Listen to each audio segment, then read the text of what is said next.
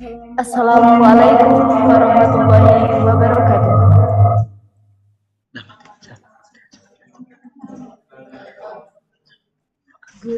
Good afternoon. First of all, let us pray and praise to Allah Subhanahu wa Ta'ala because of His blessed mercy. We can come together without any obstacle here with healthy condition in the seminar of welcoming ceremony for new student of English language department.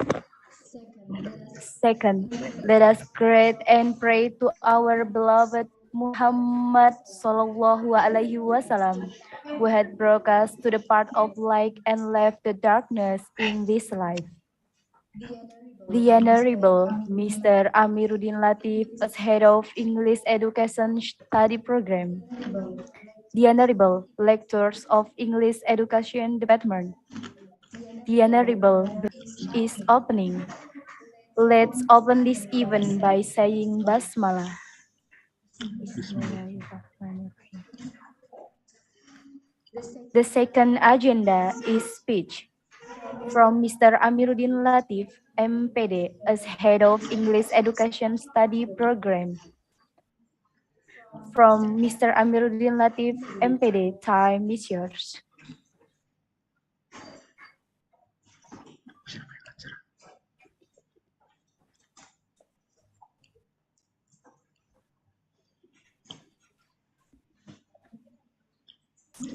Oke, thank you.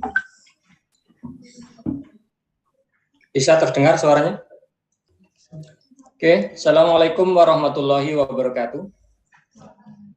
Innal hamdalillah nahmaduhu wa nasta'inuhu wa nastaghfiruh wa na'udzu billahi min syururi anfusina wa sayyiati a'malina may yahdihillahu fala mudhillalah wa may yudlilhu fala hadiyalah.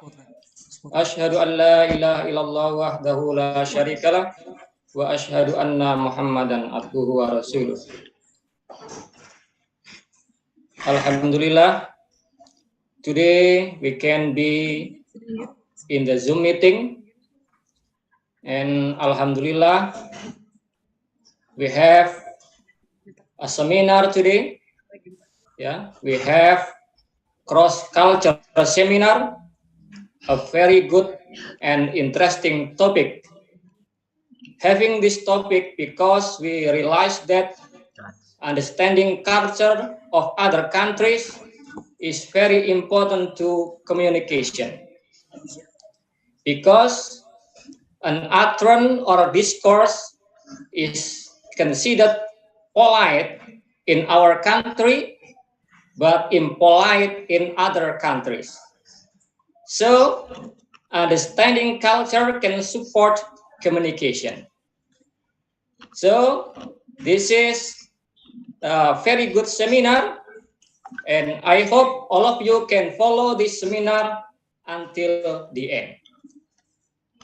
Alhamdulillah, we have guest speaker, Mas Muhammad Ardia Rafiq Al-Ghazali. He is taking MA TESOL at University of Southampton, United Kingdom. Yeah. Later on, Mas Ardia can share his experience about culture in United Kingdom, which can support English language teaching or ELT, because culture can support English language teaching. And for all the participants of the seminar, I hope that you must follow and pay attention to the presentation delivered by Mas Ardia and can take many benefit from this seminar. Finally, I hope that this seminar can run well and give many significant effect to our project. By reciting Hamdalah, I officially open this seminar. Thank you. Assalamualaikum warahmatullahi wabarakatuh.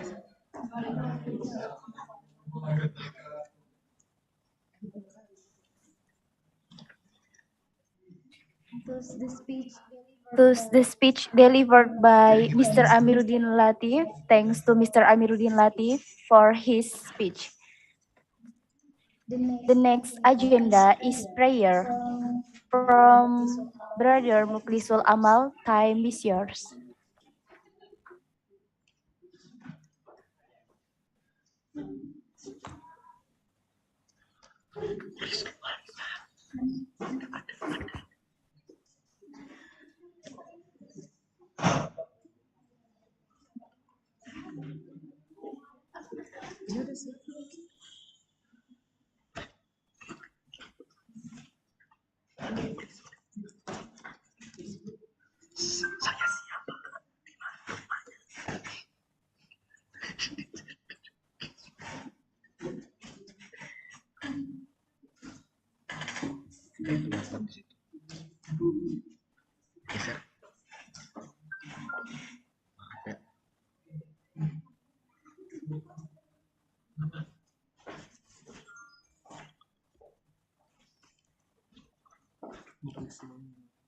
Oh.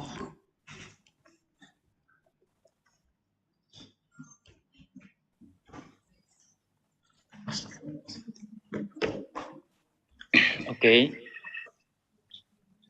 Bisa terdengar ya?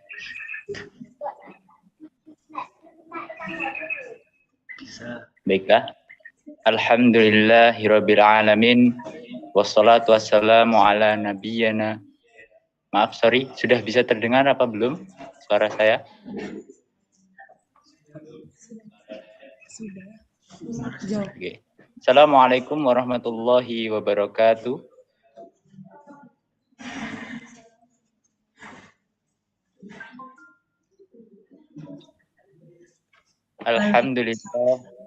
Alhamdulillahirabbil alamin. Wassalatu wassalamu ala nabiyyina Muhammadin wa ala alihi wa ashabihi ajma'in. Asyhadu an la ilaha illallah wahdahu la syarika lah wa asyhadu anna Muhammadan abduhu wa rasuluhu la nabiyya ba'da. Alhamdulillahirabbil alamin. Wassalatu wassalamu ala nabiyyina Muhammadin wa ala alihi wa ashabihi ajma'in. Allahumma ighfir lil muslimina wal muslimat wal mu'minina wal mu'minat al ahya'i minhum wal amwat innaka sami'un qaribun mujibu da'wat ya qadiyal hajat. Allahumma inna nas'aluka salamatan fid din wa afiatan fil jasad wa ziyadatan fil ilmi wa barakatan fil rizqi wa taubatan qablal maut wa rahmatan indal maut wa maghfiratan ba'dal maut. Allahumma arinal haqqa haqqa warzuqna ittiba'a wa arinal batila batila warzuqna ijtinaba. Rabbana atina fid dunya hasanah wa fil akhirati hasanah wa qina adzabannar. Wassalamualaikum warahmatullahi wabarakatuh.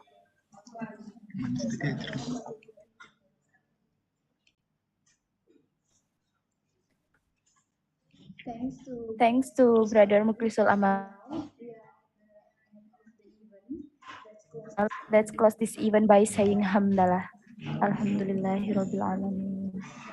For the next event, I leave it. The next, wassalamualaikum warahmatullahi wabarakatuh.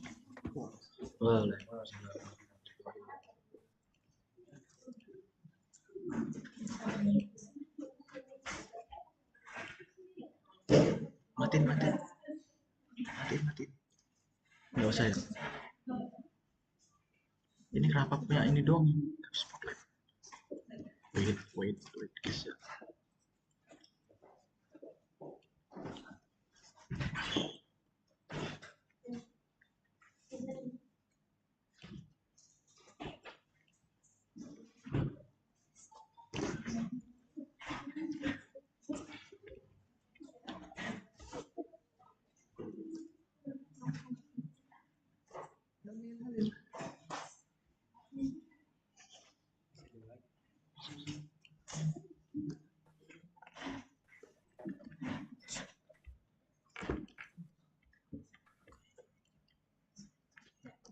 Assalamualaikum warahmatullahi wabarakatuh.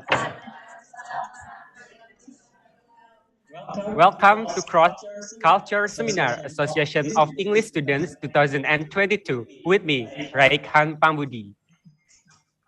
Good afternoon, everyone, and how are you today? Glad to hear it. Well, hopefully you are always in a good condition. Okay, guys, in today's seminar, Access bring out a theme, the perspective of CCU in EL. Listen to my voice. Yeah. Thank you.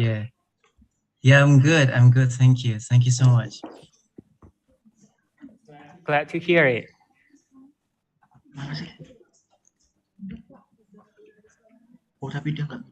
Let me try to put my camera on.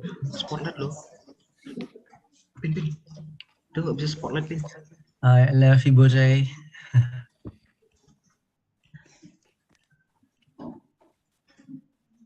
Could you hear me? Is my voice clear? Yeah.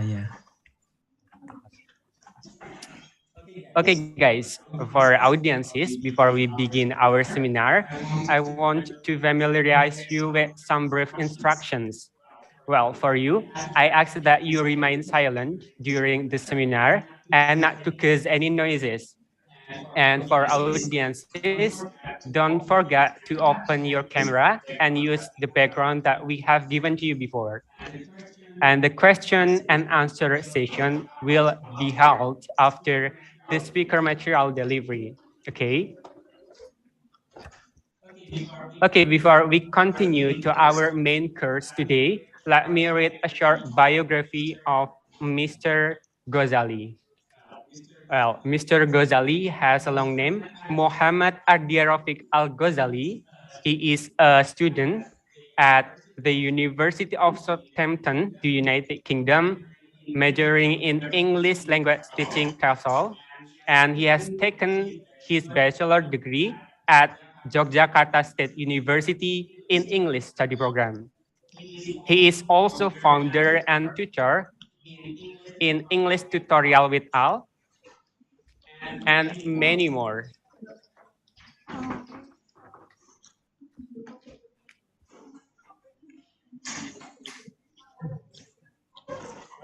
Well, guys, now we can start our seminar. To Brother Muhammad Ardiarofik Al-Ghazali, time is yours.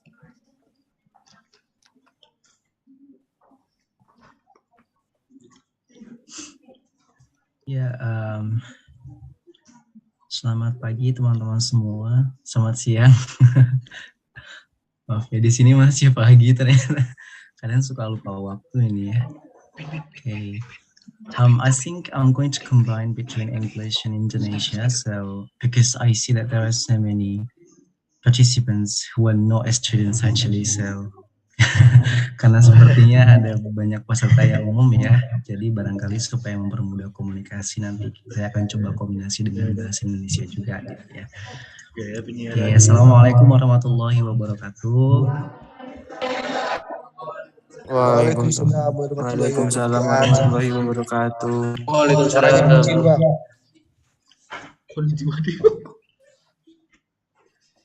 Cek, kalau begini udah cukup belum nih terakses suaranya atau? Cukup terdengar. Cukup ya. Oke, pertama puji syukur kepada Allah Subhanahu wa ta'ala, Tuhan Yang Maha Esa ya, yang telah memberikan kesempatan kepada kita untuk bertemu di acara ini. Mudah-mudahan ada banyak ilmu yang bisa kita dapatkan dari obrolan kita di hari ini ya, teman-teman semua. Amin.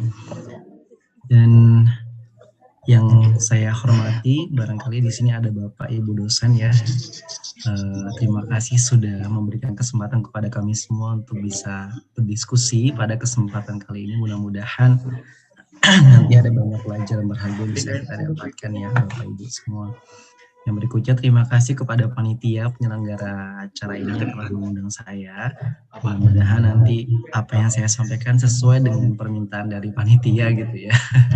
Karena kalau misalkan kita bicara pengalaman gitu, saya mungkin termasuk orang yang tidak benar-benar bisa gitu dijadikan sebagai representasi ya, karena banyak banget students Indonesia yang sekarang belajar di UK gitu kan, dan masing-masing kita punya pengalaman yang berbeda gitu kan, apalagi kalau kita berbicara masalah budaya ya sama bahasa.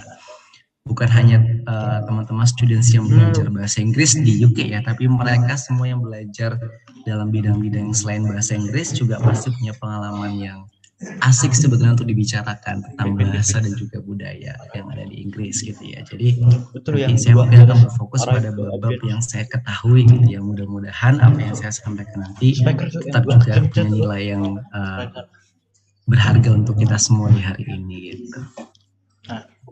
Oke, terima kasih Mas Moderator tadi sudah memberikan kesempatannya kepada saya gitu. Nanti akan coba saya sampaikan beberapa hal ya. Oke, mungkin salah satu kebiasaan orang UK yang saya pahami selama saya di sini itu, kalau kita kan dulu belajar gitu ya bahasa Inggris, kalau kita ketemu sama teman kita, gitu, kita selalu bilang, selalu diajarkan untuk menyampaikan kalimat atau kata-kata how are you today gitu ya. Kalau di UK, dari saya datang ke UK dari hari pertama sampai sekarang saya belum pernah mendengar orang UK itu bilang how are you today gitu. Jadi kalau di UK gitu ya, particularly in England and particularly in Southampton, mereka nggak pernah gitu kalau ketemu nanyain how are you today Hugo gitu, nggak pernah. Tapi mereka akan tanya dengan cara are you alright gitu. You alright gitu. Jadi bahasa-bahasa yang itu bahasa-bahasa sehari-hari yang kadang saya juga bingung ya, ini maksudnya are you alright itu apa gitu. Yes of course I'm alright gitu. Ternyata itu adalah bahasa lain dari nanya kabar, gimana kabarmu hari ini gitu ya. Jadi bukan literally kamu baik-baik aja gitu, enggak, tapi nanyain kabar. Jadi ini salah satu bentuk perbedaan ini ya, bahasa sehari-hari yang biasa digunakan oleh orang-orang di UK kalau kita bandingkan dengan orang-orang yang di US atau di Amerika. Kalau how you today itu dia memang lebih identik ternyata di Amerika gitu ya. Kalau ke Amerika mungkin akan lucu ketika kita bilang are you alright gitu kan. Tapi kalau di UK it's so common. It's like a daily conversation when you say are you alright today and so on. Dan saya selalu menemukan itu di teman-teman saya, terutama yang orang-orang asli UK gitu ya. Jadi kalau ketemu gitu pasti mereka nanya gitu setiap hari gitu. Ketemu di kafe kampus ya, ketemu di perpus, ketemu di kelas dan lain-lain. Oke, nanti kita bicara lebih dalam lagi ya teman-teman ya.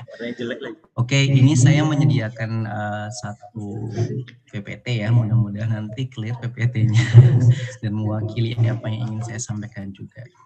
Saya coba share ya. Saya boleh diizinkan untuk share? Ini sepertinya still disabled. I can't share.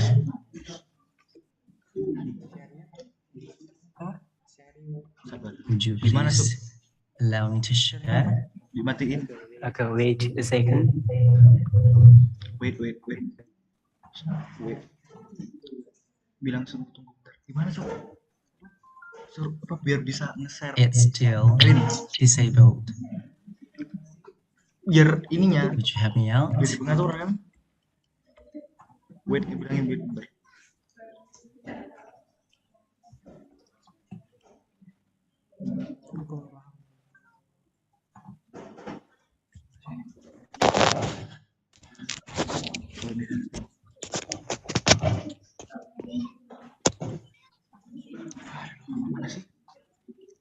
Ya, sambil menunggu, tapi kurang lebih gitu ya, itu salah satu bentuk bahasa ya, kebiasaan bahasa yang saya temukan selama saya tinggal di sini gitu. Dan bukan hanya dalam situasi akademik ya, tapi juga di situasi di real life juga selalu seperti itu.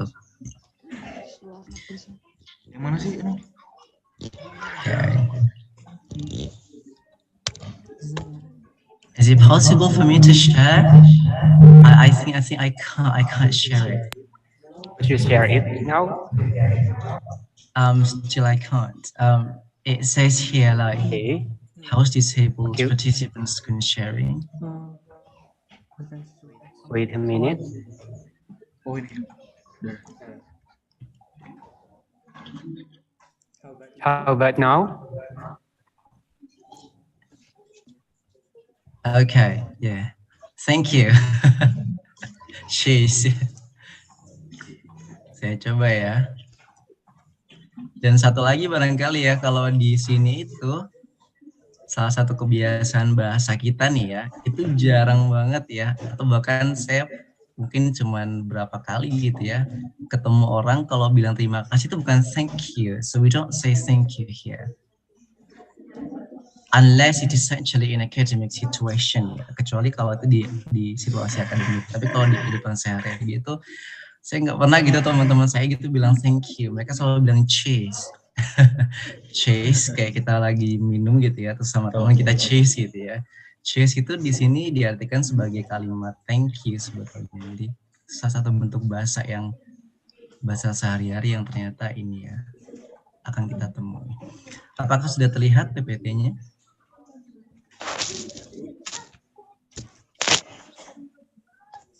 Sudah. Able to see. Okay, thank you. Saya coba ya.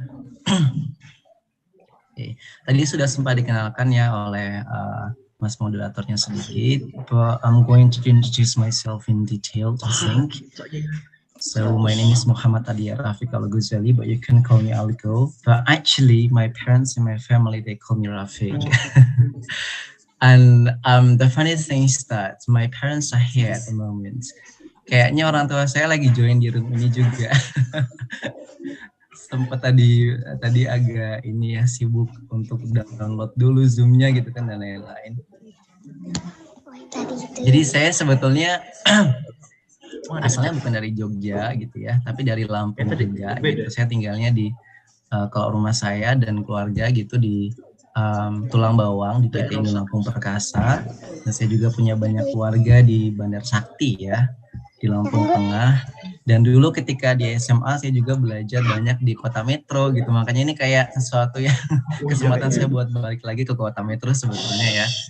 Dulu saya menempuh pendidikan SMA di Kota Metro, kemudian baru ke Jogja gitu untuk S1-nya. Baru kemudian dapat kesempatan beasiswa lanjut studi ke UK gitu. Dengan jurusan yang kurang lebih sama tentang pengajaran bahasa Inggris ya. Dan pasti sama dengan teman-teman semua yang ada di sini gitu. Di University of Southampton.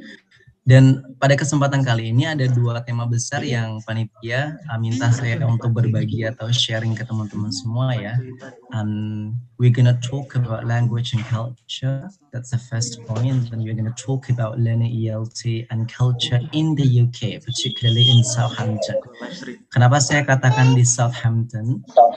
Itu karena tadi sempat saya sampaikan ya, kalau bicara UK itu luas banget dan banyak banget aspek yang bakal kita bicarakan, apalagi budaya di UK ya, budaya baratnya, budaya macam-macam ya, yang berkaitan dengan budaya. Makanya terlalu luas dan saya belum bisa menjadi representatif untuk semua budaya yang ada di sini. Makanya nanti secara spesifik saya akan lebih berbicara di tempat-tempat yang pernah saya kunjungi di UK gitu ya, termasuk Southampton ya, terutama di mana saya tinggal di sini. Ada dia.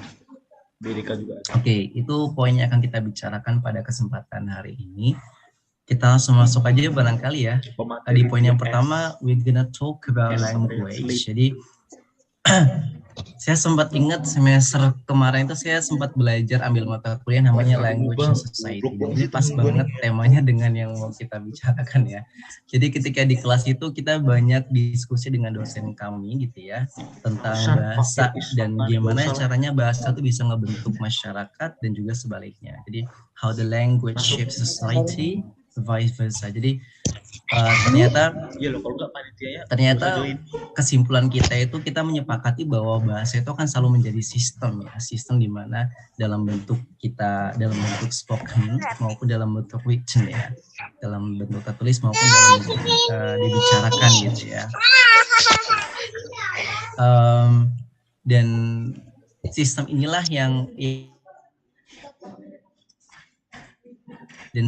sebetulnya selalu membantu kita gitu ya, untuk mengkomunikasikan gitu apa yang ingin kita komunikasikan kepada orang lain ya. Dan terutama kalau kita belajar gitu ya di negara lain seperti saya pada saat ini gitu, English itu kan dia adalah lingua franca ya, ini materi yang dasar banget.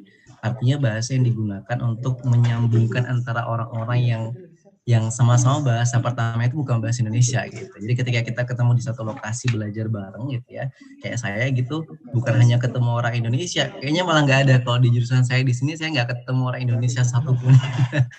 Lebih banyaknya di sini tuh orang UK pasti ya, dan kedua orang Chinese, itu banyak banget orang Cina di UK itu ternyata kalau teman-teman pengen tahu.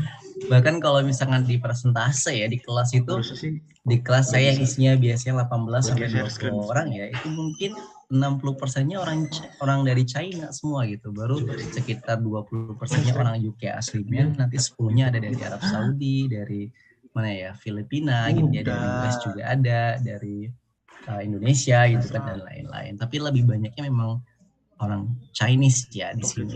Dan itu semua biasanya terjadi di semua jurusan gitu.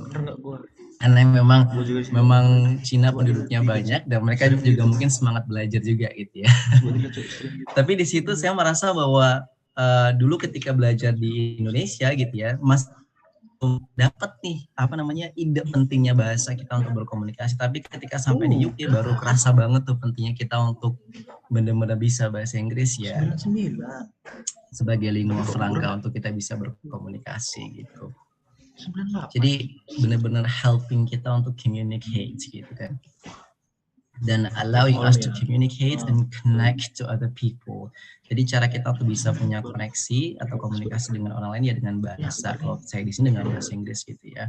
Dan jarang gitu kayak ketemu sama teman-teman Indo di sini gitu, karena masing-masing kita punya kesibukan yang berbeda-beda di masing-masing jurusan, sehingga teman kita pasti orang-orang luar gitu kan, orang-orang asing gitu. Dan saya bersahabat dengan 3 orang di sini dari Arab Saudi, dari Cina, sama dari UK asli gitu kan. Dan kita sering diskusi masalah budaya yang ada di Indonesia. Kita selalu diskusi ya. We always talk about culture in Indonesia, in Saudi Arabia, in the UK, and so on. Jadi kita selalu banyak ngobrol tentang budaya dari beragam negara gitu. Oke. Dan yang paling menarik itu adalah bahasa itu memberikan kesempatan kita untuk berkomunikasi dan berkoneksi dengan orang lain, tapi juga tetap memberikan kesempatan kita untuk maintain our individuality within the language. Jadi kenapa bisa begitu? Karena biasanya kalau kita diskusi atau ngobrol dengan orang-orang, kita itu selalu kayak saling ngajarin bahasa pertama kita gitu. Jadi kalau sambil belajar di perpus misalkan ya, atau sambil belajar dengan teman-teman di mana gitu ya, kita selalu kayak coba belajar bahasa-bahasa mereka. Makanya saya di sini itu selain belajar mata kuliah, saya juga belajar bahasa-bahasa teman-teman saya gitu kan, belajar bahasa China misalkan ya, belajar bahasa Arab gitu kan, belajar bahasa apalagi misalkan Spanyol gitu ya, bahasa Perancis juga gitu, karena kita terbiasa mendengar mereka gitu. Oke, jadi itu bahasa ya. Jadi sistem kita untuk bisa menyampaikan ide-ide kita, gagasan-gagasan kita untuk berinteraksi dengan banyak orang. Oke. Next. Ini suara saya jelas nggak ya? Jelas. We can hear your voice clearly.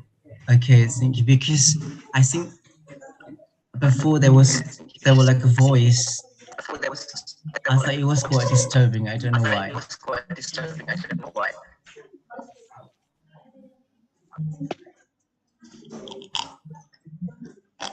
Karena tadi beberapa kali saya sempat dengar suara yang agak mengganggu. Oh enggak ya, sekarang udah oke. Oke, itu tentang bahasa ya. Jadi saya rasa teman-teman di sini udah tuntas semua pada bab itu ya. Oke, nah sekarang tentang budaya nih. Jadi kalau diskusi dengan dosen saya gitu ya, ketika itu kebetulan essay saya kemarin itu juga tentang budaya dan bahasa gitu ya, ketika essay kemarin akhir semester ya. Dan by the way, saya nggak tahu kalau di Indonesia ya, kalau di sini itu kita nggak ada ujian. Teman-teman kemarin ada ujian nggak? Saya juga baru pertama kali gitu ya, kayak akhir semester tuh udah siap-siap mau ujian, barangkali ternyata nggak ada ujian sama sekali gitu. Gimana? Ada ujian nggak nih kemarin teman-teman? Ada ujian, kecuali satu dosen itu, iya. Salah satu dosen yang ngambil MA TESOL juga itu tidak ada ujian. Oke, iya. Iya mungkin kalau sepam saya di UK atau mungkin di kampus yang lain juga ya di Eropa maupun di mungkin English speaking countries, kita memang nggak ada ujian gitu kan, dan banyaknya kemarin tuh kita diminta buat bikin essay. Jadi ini mungkin salah satu budaya akademik yang ada di sini ya. Secara akademik di sini kita itu jarang diminta untuk presentasi pertama, itu jarang banget. Karena bagi orang UK yang paling penting itu adalah menulis gitu. Jadi kalau ngomong pakai bahasa Inggris itu kan udah terbiasa mereka ya. Tapi kalau nulis itu jadi challenge-nya tersendiri. Makanya di sini tuh saya kegiatannya tugas itu ya pasti nulis, bikin research, bikin essay lagi, bikin artikel, review buku dan lain-lain. Ini juga bisa jadi salah satu budaya akademik yang perlu teman-teman persiapkan kalau besok punya tujuan untuk melanjutkan studi misalkan di Eropa gitu ya, atau mungkin di UK khususnya gitu. Sebagian besar tugas-tugas kita dari awal semester sampai akhir semester pasti menulis gitu. Itu bagian budaya juga ya. Jadi kita kembali ke sini anyway. Jadi kalau kita bicara budaya itu, when we talk about culture, that means the characteristics ya, atau the thought patterns of human beings. Jadi pola pikir orang-orang dan karakter orang-orang gitu kan, dan masing-masing kita kan pasti punya karakter yang berbeda-beda ya, dan punya pemikiran yang berbeda-beda. Dan ketika karakter-karakter itu jadi satu kumpulan masyarakat, itulah mulai akan terbentuk budaya yang baru lagi gitu kan. Budaya pada sebuah kelompok gitu. Meskipun di kelompok itu punya beragam budaya lagi gitu. Makanya kenapa kita sepakat kemarin ketika diskusi di semester kemarin dengan dosen saya gitu kan, bahwa selain kita tuh punya budaya yang mewakilkan society kita gitu kan, kita juga pasti punya budaya secara personal. Jadi masing-masing kita tuh pasti punya budaya gitu, karena kita belajar dari banyak hal ya. Dari keluarga kita belajar banyak hal, dari teman-teman sekitar kita belajar banyak hal, dari lingkungan kita juga kita belajar, nanti kita di kampus juga punya pembelajaran tersendiri, sehingga semuanya tuh kompleks ada di diri kita. Makanya masing-masing dari kita pasti punya yang kita sebut sebagai budaya diri kita gitu. Ada thought patterns, characteristics, and so on. Dan kalau kita bicara budaya dalam masyarakat ya, ada dua tema gitu. Pertama tema yang besar ya, kemudian yang kecil. Di sini saya catat ini dari Peterson ya, 2004. Ini yang sering banget kita bahas gitu kalau kita bicara di kelas gitu ya. Pertama, tema-tema besar dalam budaya itu ya, itu melingkupi seperti literature, political issues, architecture gitu kan, society's norms, history, and so on. Dan di UK itu, orang-orang di UK itu adalah orang-orang yang sangat menghargai namanya literature. Makanya kenapa kalau kita ada di UK, itu kita nggak heran banyak banget orang-orang yang kemana-mana tuh bawanya buku. Dan itu bukan buku pelajaran, tapi buku-buku novel gitu ya. Buku-buku kayak puisi-puisi. Jadi saya tuh sering banget kalau misalkan di kantin gitu ya sama teman gitu, mereka tuh pada bawa buku. Kalau kita lihat ternyata bukunya bukan buku akademik gitu kan, bukan buku kayak buat di kelas tuh, bukan modul, tapi buku-buku kayak puisi gitu, kumpulan puisi tapi in English of course ya, novel-novel gitu kan, novel Harry Potter, novel apa. Jadi mereka tuh sangat betul-betul menghargai namanya literature, atau mungkin kumpulan cerpen. Jadi mereka tuh bener-bener kayak apa ya, membacanya itu luar biasa gitu, sehingga makanya kenapa mereka tuh kalau diskusi di kelas ya, terutama orang-orang asli UK, karena budaya mereka itu secara akademik dididik untuk membicarakan sesuatu dan itu harus punya dasar. Artinya gini, jadi ketika kita diskusi kita nggak bisa cuma bilang I think the definition of the culture is this. Kita nggak bisa bilang begitu. Pertama pasti kita mesti punya namanya based on this research, based on this book, gitu kan. Jadi kita masih punya dasarnya dulu gitu, baru kita menyimpulkan secara kesimpulan pribadi kita seperti apa ketika kita udah punya dasarnya. Jadi kalau di kelas tuh begitu, dan kita mungkin yang nggak terbiasa dengan budaya membaca ya, itu pasti akan kaget tuh di kelas tuh satu orang gitu kan berdiri jelasin Nanti dia jelasinnya tuh sekitar 5 menit ya. 4 menit yang pertama itu isinya cuman according to this book, according to this researcher gitu kan dan lain-lain. Nanti baru 1 menit aja dia menyimpulkan. Jadi mereka tuh begitu. Makanya kenapa mereka tuh benar-benar kayak menghargai ya budaya-budaya literasi gitu kan, baca koran, baca apa gitu. Seperti itu, dan masih banyak lagi ya. Dan kemudian kalau kita bicara budaya juga, tema-tema kecilnya itu seperti kayak opini gitu ya, body posture gitu kan, food, hobbies, popular music, and some clothing styles. Jadi kita akan coba lihat lebih dalam lagi. Ini bab tentang budaya ya. Dan ternyata kalau kita bicara budaya juga gitu kan, it always goes much deeper than that gitu kan. Jadi budaya itu pada akhirnya akan mengajarkan kita untuk berpikir gitu kan. Selain kita berinteraksi, dia juga akan mengajarkan kita untuk berpikir. Gimana cara kita melihat dunia dengan sudut pandang yang lain gitu ya. Gimana cara kita melihat orang dengan sudut pandang yang lain gitu kan, dan lain-lain. Misalkan nih, saya ambil satu contoh gitu kan di UK. Kalau dulu di Indonesia biasa kita interaksi gitu kan, kehidupan kita tuh dilingkupi, mungkin saya akan ngambil tentang poin ini religi misalkan ya. Kan Indonesia kan mayoritas kan muslim nih gitu kan. Jadi kita kemana-mana gitu ya, kalau di kampus, di kehidupan kita sehari-hari, enak ketemunya sama muslim banyak gitu ya. Tapi kalau di sini beda banget, jauh gitu kan. Dan biasanya ada hal-hal kecil kayak misalkan nih, karena di sini misalkan saya sebagai muslim ya, minoritas gitu kan, ketemu dengan teman gitu kan, orang dari Chinese gitu kan, yang sebagian besar mereka tuh nggak punya agama. Jadi kalau ngobrol sama orang Chinese gitu kan tentang religi ya, misalkan saya bilang gitu, I do believe in God gitu kan, I do believe in one God misalkan gitu ya. Tapi kalau mereka pasti bilangnya begini, well, we don't believe in God, we believe in our government. Mereka pasti jawabannya gitu.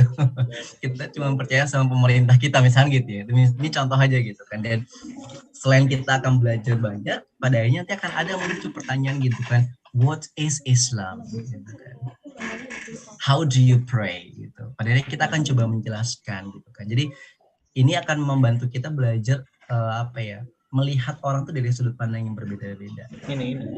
Itu teman-teman ya, dan itu benar-benar asik. Nah, makanya mudah-mudahan teman-teman suatu saat nanti kalau misalkan ada rezeki ya, bisa berkesempatan untuk bisa hidup dan tinggal di negara lain supaya bisa belajar lebih banyak lagi tentang budaya dan bahasa gitu. Dan poin yang berikutnya, kedua itu saya tuliskan di situ, like language, each every one of us has our own unique culture. Jadi setiap kita tuh pasti punya keunikan budaya gitu kan, dari masing-masing individu. Karena tadi sudah saya sampaikan di depannya, kita belajar banyak gitu, dan itu terkumpul semua dalam diri kita gitu, dalam bentuk pemikiran gitu kan, cara kita berpakaian gitu kan, cara kita berbicara gitu kan, cara kita addressing someone gitu kan, addressing the lecturers gitu kan, addressing our parents, addressing our family and so on. Itu pasti punya perbedaannya sendiri-sendiri gitu. Meskipun mungkin dalam beberapa konteks bisa jadi sama dengan orang lain ya, tapi kita pasti punya hal yang unik dalam diri kita, dan itu adalah budaya gitu. Seperti itu. Kita lanjut ya. Next. Jadi kalau kita mau menyimpulkan gitu kan, we cannot have one without the other one. Jadi kita tuh nggak akan bisa belajar budaya gitu kan tanpa kita belajar bahasa. Begitupun sebaliknya, kita nggak akan bisa belajar bahasa tanpa kita juga belajar budaya gitu. Misalkan nih teman-teman yang belajar bahasa Inggris nih ya, saya yakin pasti di luar sana gitu kan, pasti juga ketika sembari teman-teman belajar bahasa Inggris, pasti juga perlu nih belajar untuk lihat nih di YouTube setidaknya ya, budaya misalkan di Inggris itu seperti apa, kebiasaannya gimana. Salah satu contoh poin yang sering saya temui untuk kita ya, dalam konteks kita pembelajar bahasa Inggris nih, itu aksen misalkan ya, karena aksen itu juga bagian dari culture ya. Dan di UK aksen bahasa Inggris nggak cuma satu ternyata. Kalau kita tinggalnya di south of UK itu beda lagi. Jadi south, bagian selatan tuh kayak kota-kota London ya, kayak London, Southampton, kemudian ada Brighton gitu kan, nanti ada Oxford, ada Cambridge gitu kan di bagian-bagian selatan, kota-kota selatan tuh nanti mereka punya aksen yang berbeda gitu kan. Beda dengan orang-orang yang tinggal di bagian tengah kayak misalkan Manchester gitu kan, kayak Leeds, Liverpool. Jadi kalau misalkan saya kemarin sempat main ke Manchester gitu kan, dan yang biasanya kita kalau misalkan di orang selatan ya, di Southampton misalkan kalau bilang bus itu kan kita bilangnya bus ya. I'm going to go there by bus misalnya gitu. Tapi kalau ketika di Manchester mereka tuh bus itu mereka paham gitu, tapi mereka tuh nggak ngucapinnya dengan pronunciation bus enggak. Tapi mereka kalau bilang tuh begini. Saya misalkan bilang sama teman saya yang di Manchester ya, "Oh no, I think I'm going to go there by bus." What? Bus? Do you mean bus? Jadi mereka kalau bilang bus itu bukan bus tapi bus misalnya gitu ya. Mereka kalau bilang money itu bukan money ya, uang, tapi mereka bilangnya money. I have lots of money here. I've got lots of money. I've got much money. Jadi mereka bilangnya gitu. Jadi begitu sampai sana gitu ketemu sama temen yang asli di sana ya, itu bingung ini yang salah nih selama ini kita apa mereka gitu kan. Ternyata enggak, ternyata itu adalah bagian dari aksen yang berbeda-beda di UK. Dan di UK itu ada banyak aksen yang berbeda-beda ternyata gitu kan. Itu di Manchester misalkan ya. Nanti kalau naik lagi nih ke utara kayak Edinburgh atau mungkin ke Glasgow ya, beda lagi soundingnya tuh beda lagi gitu. Nanti kalau kita ke Wales nanti beda lagi, kalau kita ke Ireland beda lagi juga gitu. Makanya itu juga bagian dari hal-hal yang perlu kita pahami. Dan kita kalau belajar bahasa Inggris kita nggak akan pernah bisa gitu kan tanpa mempelajari babak semacam itu juga kalau kita mau komplit nih dapat ilmunya gitu. Nanti kalau kita ke US beda lagi aksennya gitu ya. Kalau saya pribadi karena dari dulu gitu kan ketemu di S1-nya dosennya itu memang pakainya British accent gitu kan, dan sekarang studinya di UK sehingga ya udah gitu dapatnya British terus, sehingga kadang kurang nyaman kalau misalkan dengar aksen Amerika gitu, lebih nyaman dengerin aksen bahasa Inggris gitu ya yang dari UK gitu, kayak aksen-aksennya Queens gitu kan. Kalau teman-teman yang belajar mungkin tahu ada namanya received pronunciation ya, itu adalah salah satu aksen yang paling populer, biasanya aksen-aksen yang kelas atas gitu. Yang biasa kita temui di Oxford Dictionary gitu, atau Cambridge Dictionary and so on. Itu dia menggunakan standarnya namanya RP atau received pronunciation, dan itu bahasa Inggris yang digunakan sama Queen biasanya atau sama orang-orang yang terdidik kira-kira gitu ya. Kalau kita bicara aksen itu teman-teman ya, jadi kita nggak akan pernah bisa belajar bahasa tanpa kita belajar budaya gitu kan. Budaya dari orang yang menggunakan bahasa itu gitu, dan kita nggak akan pernah bisa belajar budaya gitu kan tanpa kita belajar bahasanya juga, karena bahasa akan menjadi jembatan kita untuk mempelajari budaya tersebut pada akhirnya seperti itu. Begitu ya teman-teman ya. Oke, itulah tentang budaya sama bahasa ya. Nah, sekarang muncul nih pertanyaan-pertanyaan semacam ini gitu kan. Can we learn a foreign language without learning the culture? Of course we can't ya. Jelas kita pasti nggak bisa gitu kan. Kita belajar bahasa asing tanpa kita mempelajari budaya. Makanya salah satu nih kalau teman-teman nanti yang punya koneksi students Indonesia di UK ya, mereka semuanya punya misi terselubung. Misi yang nggak mungkin disampaikan ketika seleksi beasiswa gitu kan, dan itu bisa bahaya. Apa misi itu? Jalan-jalan. Dan jalan-jalannya kita tuh bukan sekedar buat menikmati, wah kotanya bagus gitu kan, wah Liverpool tuh bagus banget, wah Glasgow tuh asik banget, bukan, tapi untuk mempelajari budaya gitu. Karena bangunan kayak tadi kita bahas ya, architecture, literature, library gitu kan, tempat-tempat public place itu juga bagian dari budaya yang perlu kita ketahui ketika kita berada di negara asing, kira-kira gitu. Dan itu sebenarnya nggak bisa kita sampaikan dalam konteks akademik ya. Misalkan lu ketika seleksi beasiswa nih ditanya gitu kan, why did you choose the UK gitu kan. Kalau kita jawabannya because the UK is such a beautiful country, it has lots of like beautiful buildings and so on. Kalau kita jawabannya begitu, langsung ditolak sama beasiswanya gitu. Karena itu nggak penting gitu kan. Mau tempatnya bagus mau enggak terserah, yang penting secara akademik gimana gitu. Ini tips buat teman-teman besok yang mau lanjut studi nih, ketika daftar beasiswa, misalkan LPDP gitu ya, ketika wawancara, ketika ditanya kenapa kita memilih, misalkan, kenapa kamu memilih Belanda gitu, kenapa kamu memilih Australia, jangan kasih jawaban, karena di Australia Pak, itu ada tempat di Sydney, nama tempatnya adalah A gitu kan, dan itu bagus banget Pak kita untuk relaxing gitu kan, waduh, itu langsung di blacklist. Atau mungkin ketika ditanya kenapa kamu memilih Manchester, karena klub saya itu Manchester United Pak gitu. Itu jawaban-jawaban yang pasti di blacklist ya. Tapi besok ketika wawancara beasiswa gitu kan, ketika ditanya kenapa kita memilih tempat ini gitu kan, sampaikan secara akademik, karena di kota ini, di univ ini ada namanya jurusan ini gitu kan, yang saya tertarik dengan jurusan itu, ada mata kuliah ini, nama mata kuliahnya apa, dosennya siapa, researchnya gimana, dan seperti apa. Jadi babak semacam itu yang perlu kita jelaskan. Gitu ya teman-teman ya. Anyway, kita kembali ke sini lagi. Jadi kita nggak akan pernah bisa belajar budaya tanpa kita belajar bahasa, begitupun sebaliknya gitu. Dan tadi ya, pasti besok coba ditanya sama teman-temannya ya, yang punya koneksi di luar negeri, pasti misi tersebut mereka tuh sama, yaitu pergi ke berbagai tempat buat mempelajari budaya gitu.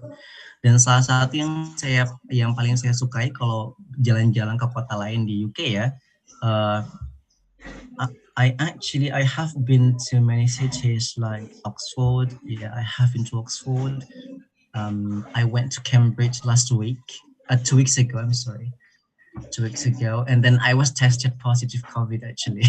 Jadi setelah dari Cambridge gitu kan, habis itu pulang ke Southampton tiba-tiba positif COVID kemarin saya gitu. Jadi ternyata COVID juga di UK termasuk yang tinggi ya.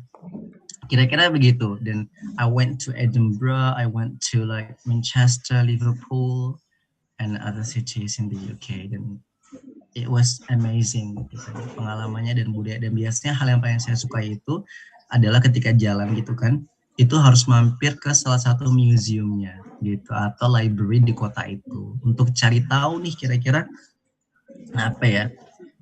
apa sih bentuk-bentuk budaya gitu kan, karena kan histori itu kan bagian dari budaya, tadi sudah sempat kita bahas ya, apa sih bentuk-bentuk budaya dalam konteks histori yang sangat mereka jaga di sana gitu. Dan satu hal yang bikin saya selalu shock ya, kalau saya ke library kan, saya kalau jalan-jalan gitu kan pas weekend ya, karena pasti nggak bisa ketika weekdays ya, weekend, hari Minggu, hari Sabtu gitu ya. Di library itu di UK ya, itu selalu penuh, dan penuhnya biasanya bukan orang-orang anak-anak muda, tapi anak-anak kecil sama orang-orang tua. Jadi orang-orang yang udah bawa tongkat itu banyak banget mereka datang ke library untuk apa? Baca buku. Jadi nggak tahu ya, saya merasa bahwa ternyata budaya baca gitu memang kuat banget di Eropa, terutama UK. Jadi makanya buat teman-teman yang besok punya target nih buat studi di luar negeri ya, harus mulai terbiasa membaca, karena tantangan kita adalah itu. Orang Indo tuh terbiasa suka ngomong tapi nggak suka baca gitu ya. Tapi kalau orang UK itu kalau suruh ngomong tuh kadang dia berpikir panjang dulu gitu kan, karena nyari referensi gitu kan. Kenapa nyari referensi? Karena mereka banyak baca gitu. Kurang lebih seperti itu ya. Oke, kita lanjut. Jadi jawabannya nggak bisa ya. Jadi if you want to speak another language effectively, you must learn the culture as well. Jadi kalau kita ingin belajar bahasa Inggris, kita ingin lancar gitu, kita butuh belajar budayanya juga di sana. Tadi misalkan contohnya aksen gitu kan. Begitu. Dan di sini ada satu analogi ya, language is the flesh and culture is the blood. Jadi ibaratnya begitu. And we always put them together. Jadi kita selalu meletakkan mereka secara bersama-sama gitu kan. And you've got a whole person. Ketika ada flesh, ada blood, itu kan kayak sama seperti yang whole person ya. Dan kamu pasti bisa memiliki semuanya. Gitu. Tapi kalau cuma fleshnya aja atau cuma bloodnya aja, nggak komplit nih orangnya, kira-kira gitu ya. However, one without the other results in death. Jadi itulah analogi dari betapa pentingnya kalau kita belajar bahasa, pasti kita butuh belajar budaya, begitupun sebaliknya.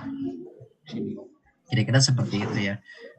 Dan salah satunya kalau kita bicara bahasa Inggris misalkan ya, orang Indo itu dikenal dengan orang-orang yang mudah belajar bahasa. Karena hasilnya itu memang bagus. Jadi kalau kita besok misalkan deh, coba mudah-mudahan teman-teman punya kesempatan buat studi di luar ya. Kalau ketemu dengan orang misalkan dari Arab Saudi, dari Chinese gitu ya, atau dari Asia lainnya, kalau kita ngobrol sama mereka gitu kan, bisa dibandingin gitu kan, produksi bahasa Inggris kita tuh kebanyakan lebih bagus daripada mereka. Maksudnya dalam konteks bagus tuh kita tuh kadang bisa, kalau kita belajar serius ya, itu bisa bener-bener mirip kayak natives. Jadi dari suara kita, dari pronunciation kita tuh bener-bener bisa mirip dibandingkan misalkan dari teman-teman dari Chinese ya. Kadang saya tuh kalau dengerin teman-teman dari Chinese misalkan itu butuh kayak saya minta ulang 2-3 kali. Kenapa? Karena memang nggak jelas kadang gitu kan. Nggak jelasnya bukan karena hal negatif ya, karena itu pengaruh dari bahasa pertama mereka gitu. Jadi kalau teman-teman yang mungkin belajar bahasa Mandarin ya, pasti paham banget betapa complicated-nya bahasa Mandarin itu gitu kan. Mereka punya bentuk aksaranya sendiri, mereka punya cara bacanya, mereka punya pokoknya macam-macam deh gitu kan. Saya aja belajar bahasa Cina gitu kan di sini sama temen sehari-hari, cuman tahu satu kata doang selama ini, kadang-kadang suka lupa apa itu xie atau thank you gitu kan. Yang lainnya kadang niru itu nggak bisa gitu. Gitu ya teman-teman ya. Bahkan saya tuh dikasih nama Cina sama teman saya dari Chinese ya. Kata dia gini, I'm going to give you a Chinese name tomorrow. Okay, that's wonderful. Yeah, I can't wait. Saya sampai sekarang masih nggak bisa ngucapin nama itu. Karena nggak tahu cara ngucapinnya gimana. Kadang suka lupa gitu kan.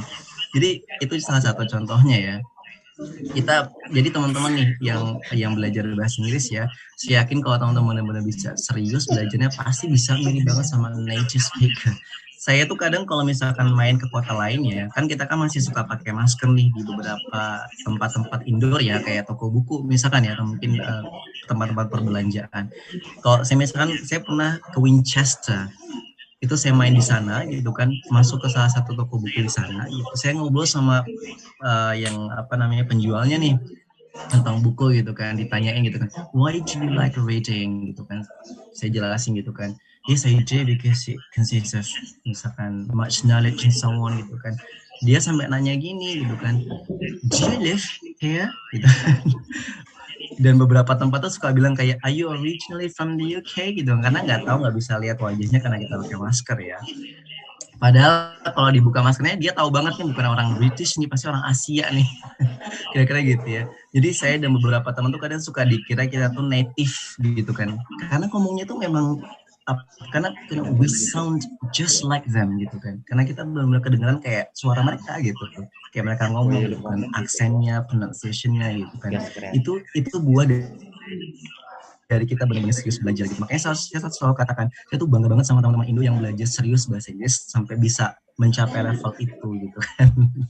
Meskipun kalau dalam speaking ya, nanti kalau teman-teman belajar lagi, kesalahan kita di speaking itu sebenarnya nggak masalah gitu kan. Kita mungkin belum begitu mirip sama native itu nggak masalah banget. Karena speaking itu intinya cuma 3.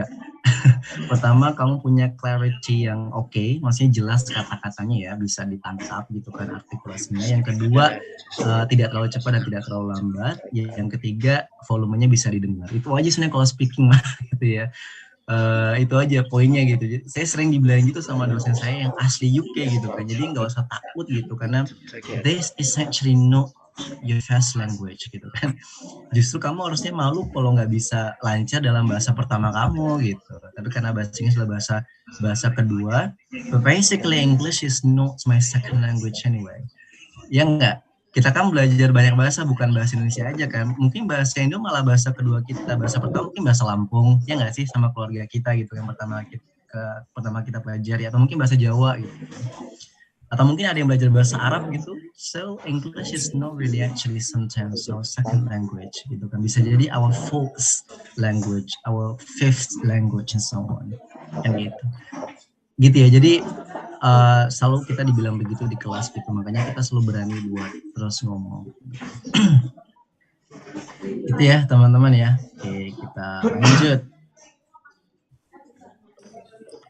Nah ini juga nih, ini salah satu kesimpulan yang selalu saya ambil ya kalau saya sekarang suka merenung gitu kan. Karena bahasa dan budaya itu kan dia sesuatu yang memang sudah melekat di diri kita, menjadi bagian dari diri kita, dari kita dilahirkan ya. Budaya yang kita dapat dari keluarga kita gitu kan, bahasanya gitu kan.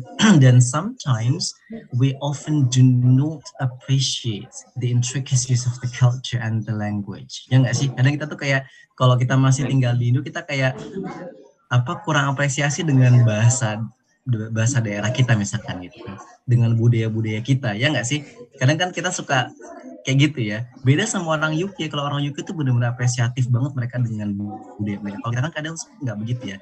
Baru kita merasa kita benar-benar harus mengapresiasi budaya sama bahasa kita ya, bahasa Indonesia gitu kan, budaya Indo. Kalau kita udah bertemu dengan bahasa lain atau budaya lain yang men-challenge kita untuk berpikir lebih luas.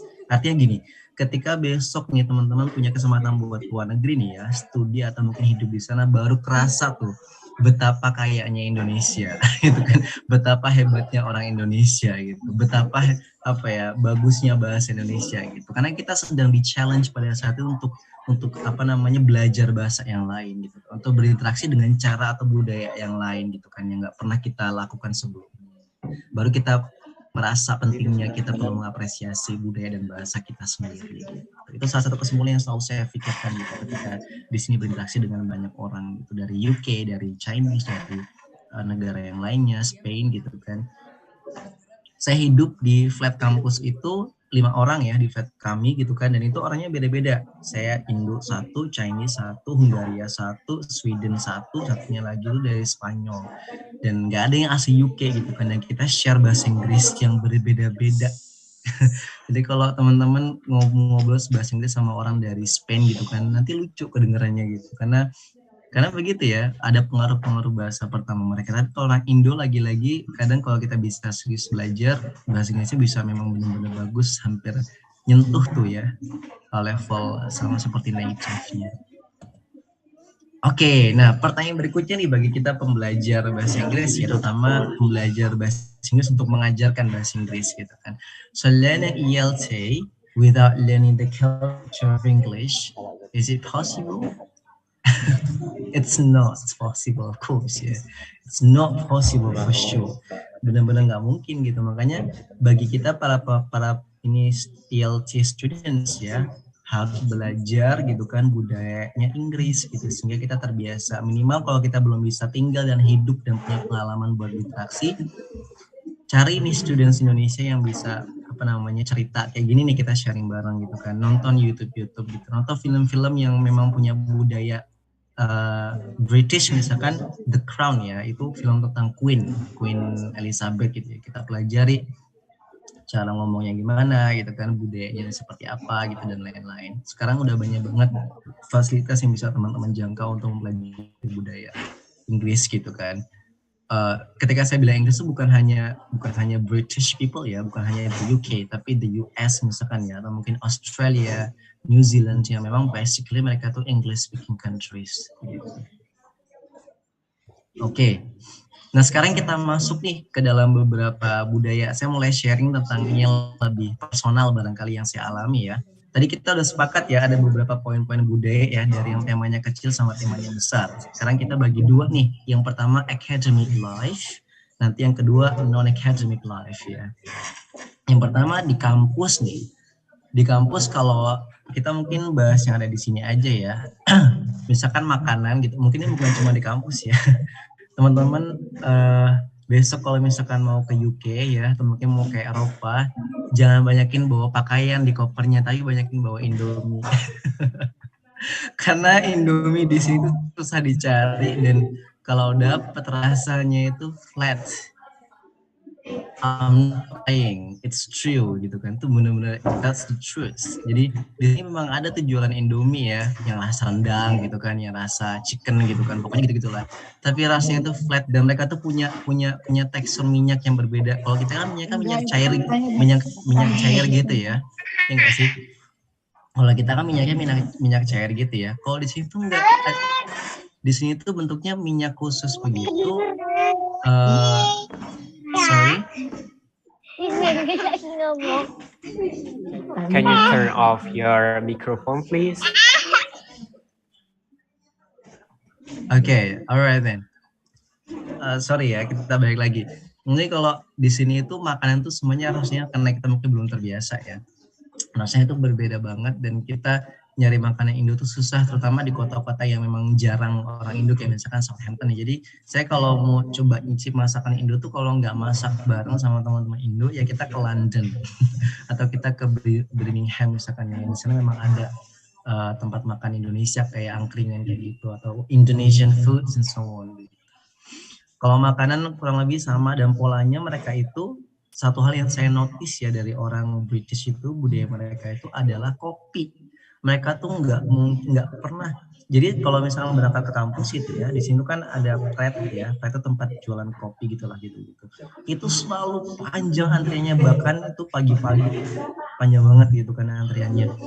Kayak kemarin ya, Desember itu kan kita masih punya kelas dan itu kan mau winter break ya. Karena masuk winter kan berarti kan waktu malam tuh lebih panjang. Jadi winter kemarin Desember itu waktu subuh kita tuh jam 7 pagi itu baru subuh gitu kan.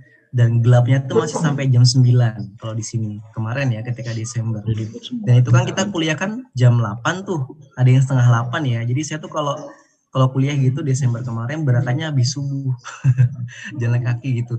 Dan itu kalau saya kuliah itu ngelewatin tadi ya beberapa tempat kopi kampus itu ya, itu selalu rame dan penuh dari pagi banget mereka udah ngantri untuk beli kopi dan dibawa di kelas gitu. Entah dia dosen, entah dia students ya, itu salah satu yang saya dan itu hampir setiap hari itu begitu. Makanya usaha yang paling bagus ya kalau di UK salah satunya adalah usaha bikin kopi. Itu bisa kalau mereka bisa menikmati itu akan laku keras banget kopi ya. Itu untuk semua seasons ya, nggak cuma di winter, di summer gitu kan, di spring and so on. Yang kedua literature. Salah satu spot yang paling ramai dikunjungi mahasiswa di kampus itu adalah 24 jam ya, perpustakaan. Jadi termasuk di kampus saya gitu kan, itu kalau di situ ada gambar ya, ada gambar yang ini, yang ada pohon keringnya dan ada beberapa mahasiswa itu depannya kan ada gedung tuh, itu perpustakaan di kampus kami gitu kan. Dan dia punya 5 levels ya, atau 5 lantai 1 sampai lantai 2-nya itu dia ada di underground ya. Dan itu selalu rame meskipun itu hari Minggu gitu. Jadi mereka tuh hobinya tuh menghabiskan waktu untuk di kampus, terutama di perpus 24 jam. Bahkan kita tuh biasa kayak misalkan ya pulang dari kampus tuh bukan jam 2 gitu kan, bukan jam 9 malam karena kita mungkin rapat ya, enggak. Tapi kita biasanya pulang ke kampus itu jam 6 pagi, pulang dari kampus ya jam 6 pagi, jam 5 subuh ya. Jam 5 belum subuh di sini. Ya jam 5 pagi ya, jam 5 dini hari lah kira-kira gitu ya. Karena di sini jam 5 jam 6 tuh masih bisa sholat tahajud. Jam 3 pagi gitu ya, kita baru pulang dari kampus karena semuanya tuh dari perpus gitu. Jadi jam-jam segitu tuh baru rame mahasiswa tuh keluarnya dari perpus bareng-bareng. Itu salah satu aktivitas yang paling banyak dilakukan sama mahasiswa di sini gitu ya. Dan itu biasanya mereka di perpus cuma baca, dan itu bukan baca buku pelajaran biasanya, tapi baca buku literature gitu. Makanya lagi-lagi budaya literasi itu benar-benar kuat di sini. Dan banyak loh teman-teman yang kalau misalnya diskusi di kelas gitu ya, mereka tuh bukan based sometimes ya, mereka nggak mengambil basic, itu bukan, jadi apa yang mereka sampaikan itu bukan based on the research sometimes ya, tapi dari buku-buku literatur gitu, kayak dari puisi karyanya siapa gitu kan. Jadi gitu-gitu mereka, jadi benar-benar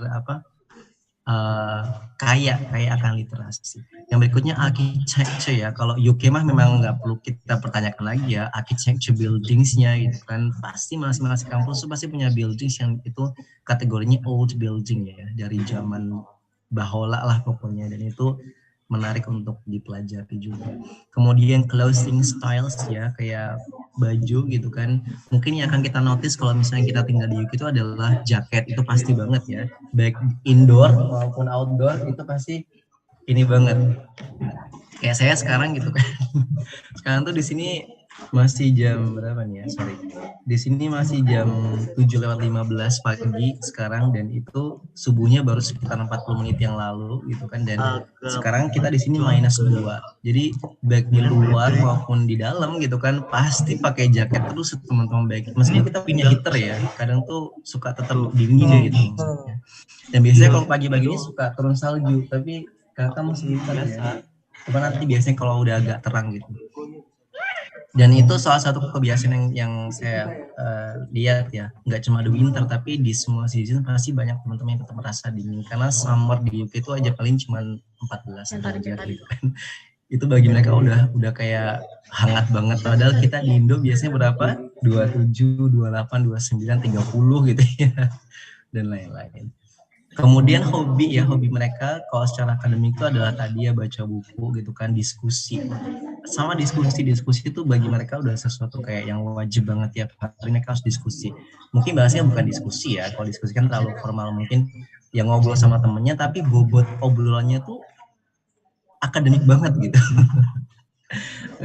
Kadang suka rooming gitu kalau mereka udah ngomongin masalah buku udah bedah. Jadi kayak misalnya di kantin gitu kan makan siang gitu isinya bukan ngobrolin kalau kita mungkin apa ngegosip, mereka tuh enggak, kalau mereka tuh bedah buku. Jadi kayak kita punya banyak forum bedah buku di kantin gitu kan. Itu ya.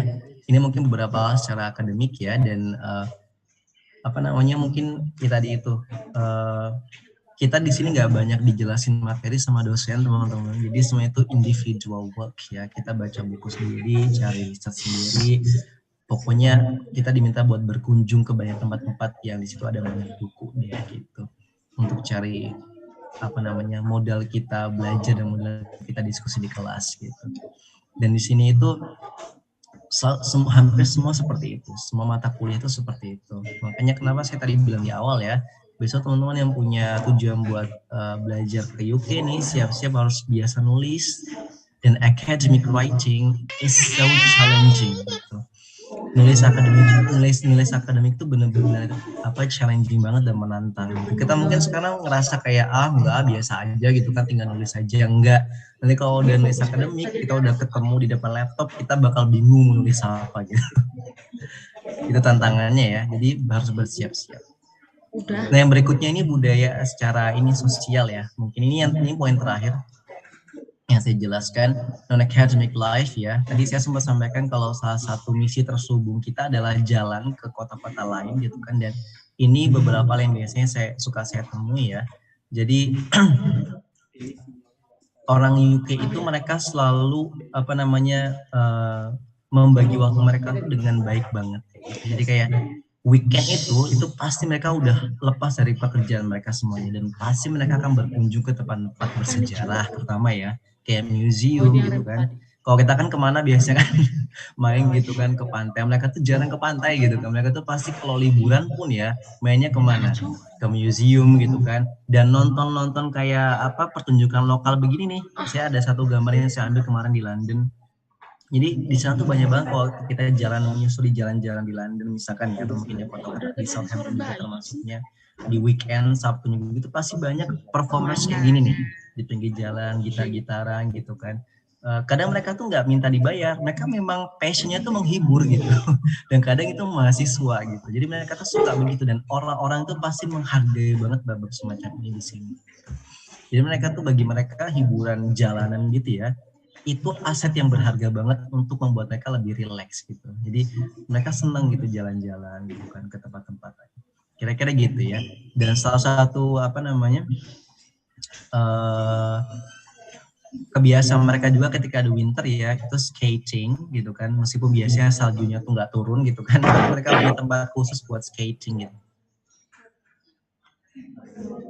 Bisa lihat lah ya tadi clothing styles-nya seperti apa gitu kan.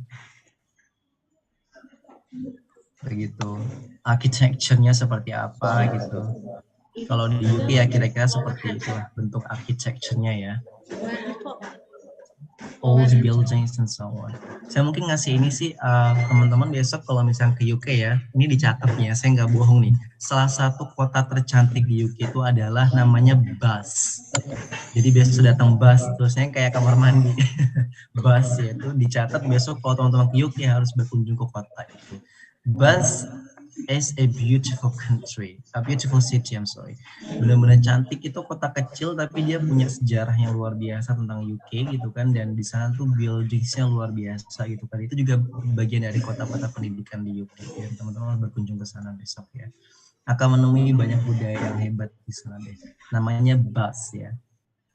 Kemudian masalah makanan seperti yang tadi ya, budaya makanan di sini itu makanannya tidak terlalu manis, tidak terlalu pedas, jadi flat.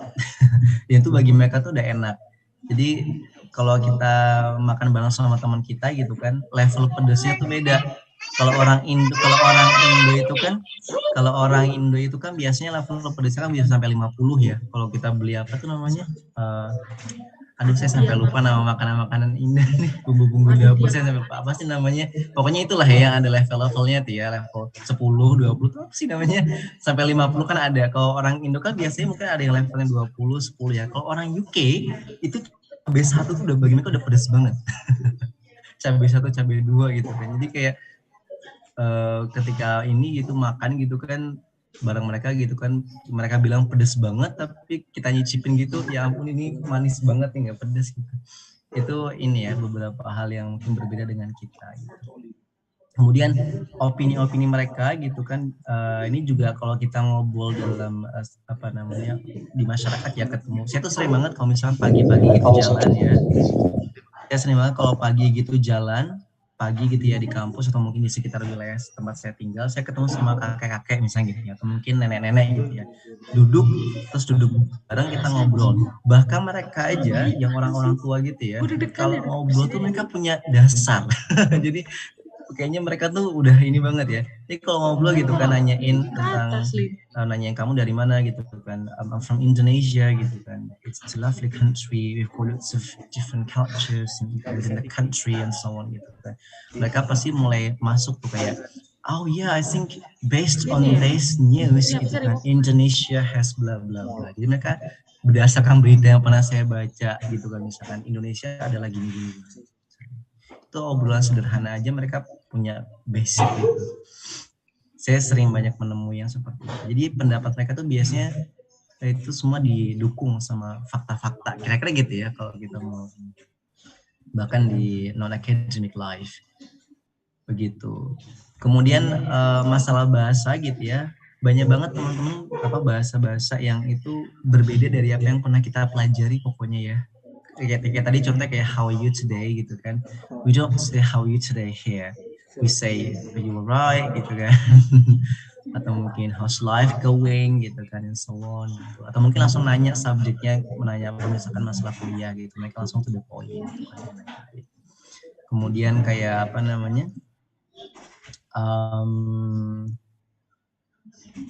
mereka nggak bilang it is raining gitu kan, kalau hujan mereka nggak bilang it is still raining, no, tapi mereka bilangnya it is drizzling misalnya gitu ya. Atau kalau hujan lebat gitu kita biasanya it's a heavy rain ya, kalau mereka enggak, mereka biasanya bilangnya it's raining cats and dogs gitu kan, kucing sama guguk gitu kan. Maksudnya apa? Tapi itu bahasa-bahasa idiom yang biasa mereka gunakan. Jadi saya kalau sama teman tuh gitu pas masih musim hujan waktu menyambut winter kemarin ya, mereka selalu bilang kayak gitu kan, oh I'm sorry I can't go out because it's like raining cats and dogs. What? What did you say? Did you just say cats and dogs? Sorry I don't understand gitu kan. Jadi itu bahasa-bahasa sehari-hari mereka gitu. Tentang bahasa kira-kira gitu ya, banyak banget bahasa-bahasa yang masih perlu kita pelajari lah untuk kehidupan sehari-hari.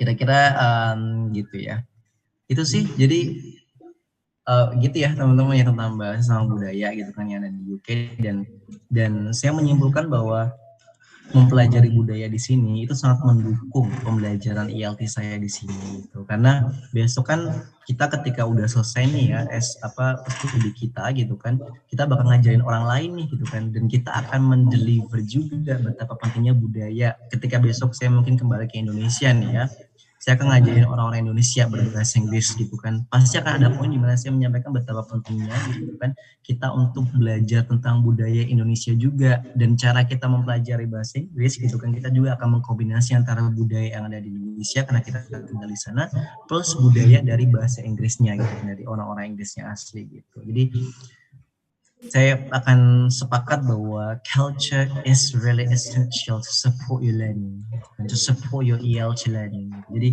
akan sangat bagus banget mensupport pembelajaran bahasa Inggris kita gitu sebagai calon-calon pendidik, kira-kira gitu ya dalam konteks bahasa Inggris. Gitu ya teman-teman, itu mungkin yang bisa saya sampaikan. Dan poin terakhir, saya ingin memberikan quote dari apa yang saya pahami ya, bahwa pada akhirnya language and culture are the road maps of yourself gitu. Jadi mereka tuh kayak peta diri kita gitu kan. They tell everybody, they tell everyone, they tell you yourself where you come from and where you are going in the future. Jadi pada akhirnya budaya sama bahasa tuh akan selalu menjadi identitas kita gitu kan, dari masa lalu kita ke masa sekarang, dan akan menjadi bahan kita untuk menuju ke masa depan gitu. Bahasa-bahasa yang kita pelajari bisa jadi menjadi penentu nih besok kita arahnya mau kemana gitu kan. Kalau kita pandai bahasa Chinese misalkan, kita bisa bahasa Spain gitu kan, kita bisa bahasa apalagi Finnish language gitu kan, bahasa Finlandia. Kita mungkin akan dari belajar bahasa itu, mungkin pintu-pintu rezeki itu akan terbuka tuh, kita punya kesempatan buat studi di Finlandia gitu kan, atau minimal bahasa Inggris deh gitu. Jadi ini yang selalu saya yakini ya, language and culture are the road maps of yourself. Jadi makanya teruslah belajar bahasa gitu kan, supaya kita bisa mempelajari beragam hal di luar sana gitu, terutama mungkin bahasa Inggris ya. Itu mungkin bisa saya sampaikan. Terima kasih, mohon maaf atas banyak kekurangan dari penjelasan saya. Mudah-mudahan sedikit ini bisa jadi motivasi kita untuk terus belajar ya, terutama belajar bahasa Inggris, dan besok di kemudian hari kita bisa mengajarkan ke students kita betapa pentingnya bahasa Inggris itu dan juga budaya-budaya lain yang perlu kita pelajari. So thank you so much. I'm so glad to be here. Thank you. Assalamualaikum warahmatullahi wabarakatuh. Saya kembalikan ke moderator. Thank you very much for your interesting and also amazing presentation. Now we've come to the question and answer session. Well, I would like to have 3 questions. So for the audience who have a question, don't forget to mention your name and also your question. And for Brother Ghazali, let me ask you first, do you want to accumulate all the questions first and then answer it one by one, or just answer it directly after the question delivered? I think it's better for me to answer directly the question. Probably, yes. Okay, yeah, that's right. As you wish.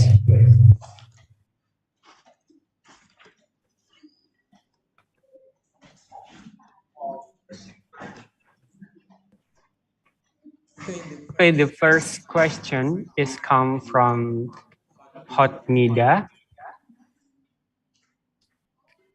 So the question is, tadi kata Mister adat budaya literasi di sana membaca buku tentang puisi, novel, dan yang lainnya. Nah, yang ingin ditanyakan, di perpustakaan yang ada di sana,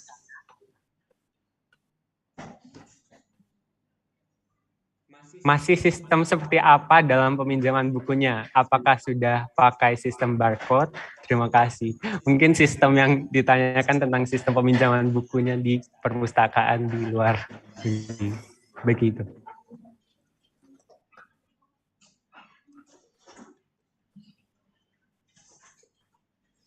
Oke, saya langsung jawab ya. Ini dari siapa tadi nih? Kalau boleh tahu, Hotnida dari ya. Iya. Hotnida. Iya betul banget. Memang budaya literasi di sini tuh benar-benar kencang banget ya. Bahkan kalau kita naik bus, naik kereta gitu, salah satu kesibukan mereka adalah baca buku gitu. Jadi kalau di kereta kita biasa mungkin kalau sama teman ngobrol gitu kan, atau mungkin main handphone ya. Kalau mereka tuh enggak, mereka tuh baca buku gitu. Bahkan saya punya teman, kita pernah keluar bareng naik kereta gitu kan ke kota lain. Dia memang pegang handphone ya. Tapi yang dia buka tuh bukan Instagram ya, bukan Facebook dan semua gitu. Tapi dia baca research. Jadi yang mungkin kita tuh lagi liburan, kamu masih aja ngebaca research gitu. Jadi itu budaya literasi yang memang kuat banget ya di antara terutama students yang ada di dalam dunia akademik. Nah, selain tadi literasi dalam konteks akademik, mereka juga banyak baca-baca buku seperti novel ya. fiksi-fiksi gitu kan, novel, puisi gitu kan, dan lain-lain, cerpen gitu. Dan kalau di perpustakaan kami itu ada jadi kalau di tempat saya studi ya di Southampton itu, pertama di perpus kampus. Jadi kita punya 3 perpus di sini yang sudah pernah saya kunjungi. Pertama perpus kampus ya, itu perpus utama. Itu dia di level 1 itu, di bawah itu memang ada khusus tempat buku-buku semacam itu kayak novel dan lain sebagainya gitu kan. Dan peminjamannya tuh mudah banget, tinggal ambil. Kita ya tadi benar, kita pakai masih tetap menggunakan barcode ya, tapi kita kayak teman-teman kayak belanja gitu kan. Kalau ini kan kayak ada scan-nya gitu ya, tapi scan-nya tuh kita nggak yang dipegang itu, jadi langsung aja dia taruh bukunya di situ, udah tinggal diambil aja gitu. Dan biasanya kita dikasih waktu, ada buku yang dia cuma bisa dipinjam kayak cuma 1 minggu, jadi ada waktunya masing-masing, dan itu ada informasinya secara online. Jadi kalau kami itu di kampus bukan hanya ini ya, semua bentuk administrasi itu online, nggak ada yang nggak online, dan itu bisa ditemukan secara online pokoknya. Ketika kita mau minjem buku nih, jadi kita tuh sebelum kita ke perpus harus udah lihat dulu bukunya tuh ada nggak, tapi secara online. Jadi kita bisa buka dulu dari misalkan saya ya mau minjem buku nih, saya buka dulu di flat nih, nama bukunya apa atau pengarangnya siapa, kalau dia ada di perpus, stoknya berapa jumlahnya, dan bisa dipinjem berapa lama tuh udah ada gitu. Dan di sini kalau kita minjem itu nggak tahu ya, di sini tuh nggak ada punishment. Jadi nggak ada kayak buku yang misalkan terlambat ngebalikin gitu ya, dipanis kemudian suruh bayar berapa gitu, nggak ada gitu. Pada isinya paling cuma peringatan aja. Kenapa? Karena mereka tuh jujur-jujur orangnya dan nggak pernah lupa. Kalau mereka tuh orang UK tuh salah satunya memang ini banget, mereka sama jadwal tuh kalau besok harus mengembalikan buku ya, they do that gitu kan, mereka melakukan itu. Jadi mereka tuh benar-benar ngembalikin di waktu yang tepat banget gitu, dan itu kebiasaan yang bagi saya juga bagus ya. Saya juga jadi ketularan nih, dulu ketika S1 minjem buku tuh kadang suka lupa ngebalikin gitu kan, sampai didenda tuh berapa, sampai saya tuh pernah kedenda sekitar 67.000 karena nggak ngebalikin buku tuh berapa lama gitu. Kayaknya udah 1 tahun lebih lah. Kalau di sini tuh kita nggak pernah kayak nemui masalah semacam itu sama saya studi di sini ya, baik yang master maupun yang PhD students atau mungkin yang undergraduate students gitu kan, dan lain-lain. Itu jadi mereka memang patuh banget dengan sistem administrasinya. Kalau pekan depan harus sudah balik bukunya di perpus, itu akan mereka lakukan. Dan cara kita ngebalik itu cuma ditaruh aja. Jadi kalau kita masuk ke perpus gitu ya, sudah ada kayak bank, bukan bank ya, namanya sih bank ya. Tempat kita naruh buku yang udah kita pinjam, dah tinggal taruh aja dah. Itu udah cukup. Jadi nanti yang ngeberesin tuh ada petugasnya sendiri gitu. Gitu sih, itu tentang buku ya. Kalau di perpustakaan kota gitu dan di perpustakaan lokal yang ada di dekat kampus juga mereka metodenya sama gitu. Kira-kira seperti itu peminjamannya. Jadi memang nggak ribet, udah tinggal ambil bukunya, kemudian di scan, kita pergi, udah selesai gitu. Besok dibalikin. Itu mungkin semoga menjawab pertanyaannya ya. Nanti kita bisa diskusi lagi insya Allah. Okay, thank you, Mr. Ghazali. And then the next question is coming from Dwi Ayu Lestari. Assalamualaikum, Mr. Ghazali. I want to ask, have you ever get culture shock, and how you can get over your culture shock when you're first time in UK? Okay, this is an interesting question. Have you ever gotten like a culture shock?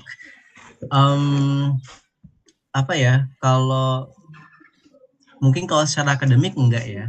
Pertama tadi kan saya bagi jadi 2 ya, Mbak Dwi ya.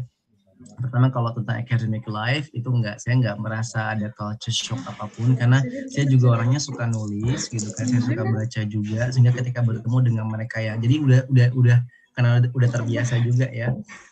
Selama dulu di S1 gitu kan, dan sebelumnya memang suka baca gitu buku-buku semacam itu kayak literasi dan lain-lain ya. Jadi itu nggak begitu menantang kalau buat saya gitu, karena udah terbiasa aja. Itu yang secara akademik ya, mungkin beberapa bab yang biasanya bagi mungkin student Indonesia kayak jadi shock ya, tapi kalau saya pribadi alhamdulillah masih bisa, itu masih manageable banget ya. Kemudian kayak tugas-tugas nulis ya juga nggak begitu shock, karena memang suka nulis ya, jadi saya juga orangnya suka nulis dan kebiasaan nulis itu jadi terbiasa gitu, ngebantu saya untuk ngikuti apa ya kebiasaan orang-orang di sini yang ngasih tugasnya tuh jarang presentasi tapi nulis terus gitu kan. Itu kalau secara akademik nggak ada sesuatu yang semuanya aman lah ya. Saya yakin juga pasti teman-teman asalkan sudah dipersiapkan secara akademiknya, insya Allah semuanya akan aman-aman. Nah, mungkin akan ada beberapa shock yang banyaknya pada social life ya, yang non academic life.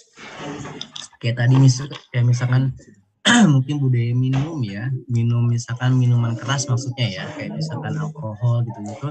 Saya tuh apalagi di winter ya, karena kan bagi mereka gitu kan minum alkohol itu kan dua fungsinya gitu kan. Pertama membuat mereka tuh bisa lebih tenang, bagi mereka ya lebih tenang gitu kan, melupakan masalah mereka karena mereka akhirnya akan mabuk, ya nggak sih kan gitu ya. Kalau kata teman saya sih begitu. Yang kedua tuh untuk menghangatkan tubuh mereka, dan itu nggak mesti sampai membuat mereka jadi mabuk gitu. Jadi ini mungkin yang dulu saya nggak pernah sama saya lakukan ya. Bukan berarti saya minum ya. Jadi maksudnya saya itu berteman dengan orang-orang asli UK yang mereka tuh punya kebiasaan seperti itu gitu kan, sehingga semenjak di sini saya sering diajak mereka tuh ke klub, misalkan kayak apalagi kalau weekend ya, kayak kita nggak punya acara keluar kota kemana gitu kan, pasti diajak, Algo kamu di mana gitu kan, let's go to this club gitu kan. Dan mereka tuh selalu paham kalau Algo doesn't drink gitu kan, because pertama alasannya because biasanya mereka tuh taunya bukan karena I'm a Muslim, bukan tapi mereka taunya karena because he is Indonesian. Jadi orang Indonesia tuh di mata mereka itu orang-orang yang nggak minum minuman keras gitu kan. Jadi biasanya mereka nggak paham karena memang itu pada akhirnya secara religi juga punya koneksi ya, mereka pasti pahamnya karena because you are Indonesian of course you don't drink gitu kan. Jadi kadang saya ikut main sama mereka gitu kan, tapi kalau teman-teman saya nggak sampai mabuk ya, mereka biasanya memang cuma ingin menghangatkan badan, apalagi ketika ada winter kemarin ya. Jadi kemarin tuh ada sempat di bulan apa ya, kayaknya awal Januari itu sampai -7 dan di sini snow dan apa namanya dingin banget gitu kan, yang saya diajak keluar malam tuh sekitar jam 9 sama 3 teman saya gitu kan ke klub yang biasanya mereka di situ apa namanya ya mereka minum, kalau saya bawa teh hangat gitu buat teh hangat dari flat gitu kan, jadi bawa botol sendiri gitu kan, jadi kita sama-sama minum tapi beda minumannya gitu. Itu sih mungkin budaya sosial yang mungkin kalau saya pribadi agak shock di awal ya, tapi pada akhirnya bisa membiasakan. Yang penting tuh gini, teman-teman tuh harus bisa open minded pokoknya ya kalau udah tinggal di luar tuh, tapi open mindednya harus punya batasan gitu. Jadi ada hal-hal tertentu yang kita tuh memang nggak bisa, ketika kita diajak kita harus menolak dengan tegas gitu. Misalkan kayak saya juga ada gitu kayak diajak ya tadi ya kayak minum gitu ke klub gitu kan, do you drink misalnya gitu ya, ya udah gitu saya pasti bilang nggak bisa. Dia butuh alasan apa nih, butuh alasan yang biasa atau mungkin alasan penjelasan yang berkaitan sama religi, pasti akan saya jelaskan gitu kan, in my religion gitu kan, and so on, pokoknya gitulah begitu, tapi dengan cara-cara yang tetap santun gitu. Padahal mereka akan apa namanya paham itu. Itu sih mungkin culture shock yang saya alami, dan itu sebenarnya nggak shock banget sih ya, biasa aja gitu. Dan saya yakin teman-teman besok akan bisa kok babak semacam itu. Itu mungkin Mbak Dwi, semoga menjawab ya, dari pengalaman saya seperti itu. Okay, thank you, Mr. And the last question is coming from one of us. Jadi pertanyaannya tentang gimana sih proses bisa mendapatkan beasiswa, lalu jenis beasiswanya apa, dan juga cara mempersiapkan diri semuanya sebelum dapat beasiswa hingga persiapan berangkat ke UK. Wow, we need like a very long time to answer this question actually, but jadi saya itu sebetulnya bukan hanya daftar satu beasiswa ya, banyak deh. Ini mungkin ibu saya tahu, ibu saya lagi di sini ikut juga kalau nggak salah. Yeah, she knows everything about me ya, she knows everything. Jadi saya daftar tuh nggak cuma LPDP pada saat itu ya, saya daftar tuh 2019 LPDP gitu kan, dan beberapa tahun sebelumnya saya juga daftar beberapa beasiswa, tapi memang belum rezeki gitu, sehingga ternyata rezekinya ada di LPDP pada saat itu. Dan itu seharusnya kita itu angkatan LPDP yang 2019 itu kan. Sebelum kita masuk ke sana mungkin tentang beasiswanya dulu ya. Kalau LPDP itu memang salah satu beasiswa yang sedang bergengsi banget gitu kan, karena dia memberikan fasilitas yang cukup banget untuk kita gitu sama kita tinggal dan studi di negara lain ya, atau mungkin di Indonesia sendiri. Mungkin kalau LPDP itu kenapa saya bilang cukup, karena memang cukup banget. Bahkan saya itu kan UK itu adalah salah satu negara yang biaya hidupnya itu mahal. Selain Switzerland ya, Swiss sama US gitu. Kalau UK itu memang mahal dan LPDP itu memberikan cukup banget. Jadi saya tuh dapat uang bulanan itu setiap bulan sekali itu 1.100 pounds. 1.100 pounds itu berarti kalau kita rupiahkan sekitar 22 sampai 23 juta itu per bulan yang saya dapatkan untuk tinggal di UK ya. Tapi memang biaya hidupnya segitu gitu normalnya gitu kan. Tapi yang menarik itu adalah karena kita kan orang Indo ya. Kita tuh orang Indo yang biasanya kalau makan tuh irit gitu. Ya nggak sih? Jadi orang Indo tuh terkenal dengan apa ya? Dengan kemampuannya untuk irit dalam beragam macam hal gitu kan. Terutama masalah makan. Jadi saya tuh bisa dari uang 1.100 pounds itu saya bisa saving per bulan tuh kayak 500 pounds gitu. 500 pounds itu kan berarti sekitar 9 sampai 10 juta gitu kan per bulan gitu kan. Kalau memang nggak ada kegiatan yang memakan banyak uang gitu ya.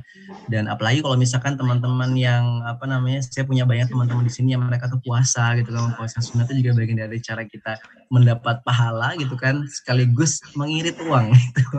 Itu juga teman-teman melakukan itu gitu kan, dan semuanya tercover dengan ini deh enak gitu ya. Kalau kita perbandingan dengan Indonesia itu, teman-teman award di LPDP yang di Indo itu mereka sebulan tuh dapatnya 3.600.000 kecuali 3 kota kalau nggak salah, Jakarta, Bandung, sama satu lagi saya agak lupa satunya di mana, itu dapatnya 4 juta per bulan gitu. Karena memang beda ya ini biaya. Kalau di Lampung tuh 3.600.000 per bulan. Saya punya teman soalnya dia ambil di Unila gitu kan LPDP-nya. Gitu, dan itu ya terutama mungkin keunggulan LPDP gitu kan dari beasiswa yang lainnya. Kalau di UK itu kita punya namanya chevening juga, barangkali teman-teman yang pernah baca-baca ya, ada chevening, dan itu biayanya tuh hampir sama kayak LPDP tapi nggak sebanyak LPDP, sedikit. Jadi teman saya yang chevening itu, kalau saya kan 1.100 nih, kalau dia tuh dapatnya sekitar 1.050 atau 1.030 kalau nggak salah gitu ya untuk chevening scholarship. Dan itu biasanya di masing-masing kota juga berbeda. Kalau London misalkan, London itu dia bukan 1.100 tapi 1.600 karena memang biaya hidup London tuh luar biasa tinggi banget di sana. Begitu ya. Dan besok nih teman-teman kalau udah keluar negeri gitu kan, kalau mau belanja jangan dirupiahin, karena kalau dirupiahin pusing sendiri entar gitu. Karena di sini beli apa misalkan ya, saya beli kangkung, sayur kangkung tuh ya, kalau kita kan di Indonesia biasanya berapa? 2.000 aja dapat ya, atau mungkin 1.000 gitu kan, atau mungkin kalau beli ke tempatnya langsung bisa 500 dapat 1 ikat tuh. Ya tuh kalau beli kangkung gitu kan, 1 ikat itu aja nggak begitu banyak, harganya itu udah 2 pounds. 1 pounds tuh 20.000 kalau kita rupiahkan. Jadi 1 ikat kangkung tuh di sini harganya 40 ribuan. Ini kalau kita ngerupiahin, beli sambil ngerupiahin tuh udah pusing sendiri gitu, karena takut uangnya gini habis, ternyata enggak, memang standarnya begitu. Kalau beli buah misalkan jeruk, di sini yang murah itu anggur ya. Anggur itu di sini bisa kalau dirupiahin itu cuma sekitar 9.000, 10.000. Anggur 1 kilo. Di sini ya kalau kita rupiahin, kalau kita kan di Indonesia kan berapa, 70.000 gitu ya, atau mungkin 45.000 gitu kan. Karena di sini buah-buah tropis, di sini tuh yang mahal tuh buah-buah tropis yang mereka tuh nggak punya gitu, kayak mangga gitu mahal banget. Mangga tuh bisa sampai sekilo tuh kayak 7 pounds. 7 pounds berarti berapa? 7 kali 20 tuh 140.000 gitu kan per kilonya. Itu mangga gitu kan, dan lain-lain. Itu sih, dan tapi itu cukup banget biaya yang diberikan LPDP kepada kita. Dan masih banyak lagi kita diberikan biaya kayak research sendiri gitu kan, terus tuition fee kita juga udah beres dan lain-lain ya, biaya kita berangkat dan lain-lain gitu kan. Dan untuk seleksi LPDP sendiri, kalau LPDP itu salah satu beasiswa yang cukup dinamis, setiap tahunnya itu punya aturan yang berbeda. Jadi kalau teman-teman mau daftar LPDP, mesti pantau terus websitenya LPDP. Kayak sekarang nih, tahun ini nih akan buka di bulan Februari ini besok.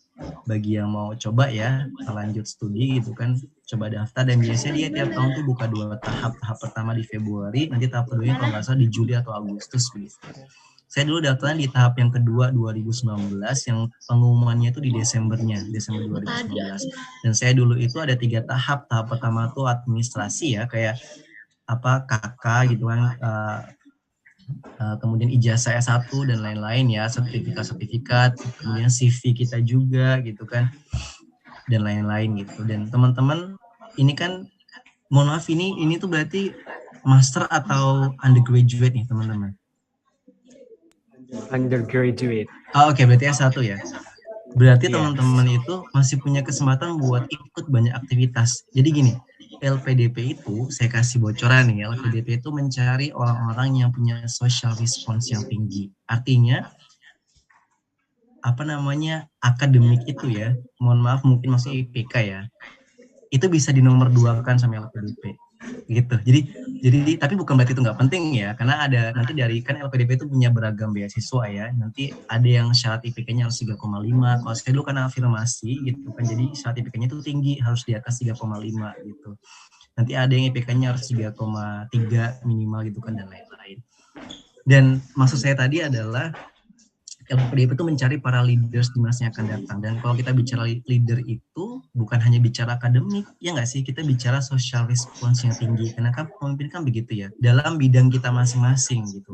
Bidang seni, bidang bahasa, bidang pendidikan, dan lain-lain. Makanya sekarang mumpung lagi S1 nih ya, ikut banyak komunitas gitu, himpunan mahasiswa, komunitas bahasa Inggris, komunitas apapun deh, UKM itu diikutin aja supaya menjadi pengalaman buat kita. Dan itu bisa jadi profil kita besok ketika di LPDP gitu.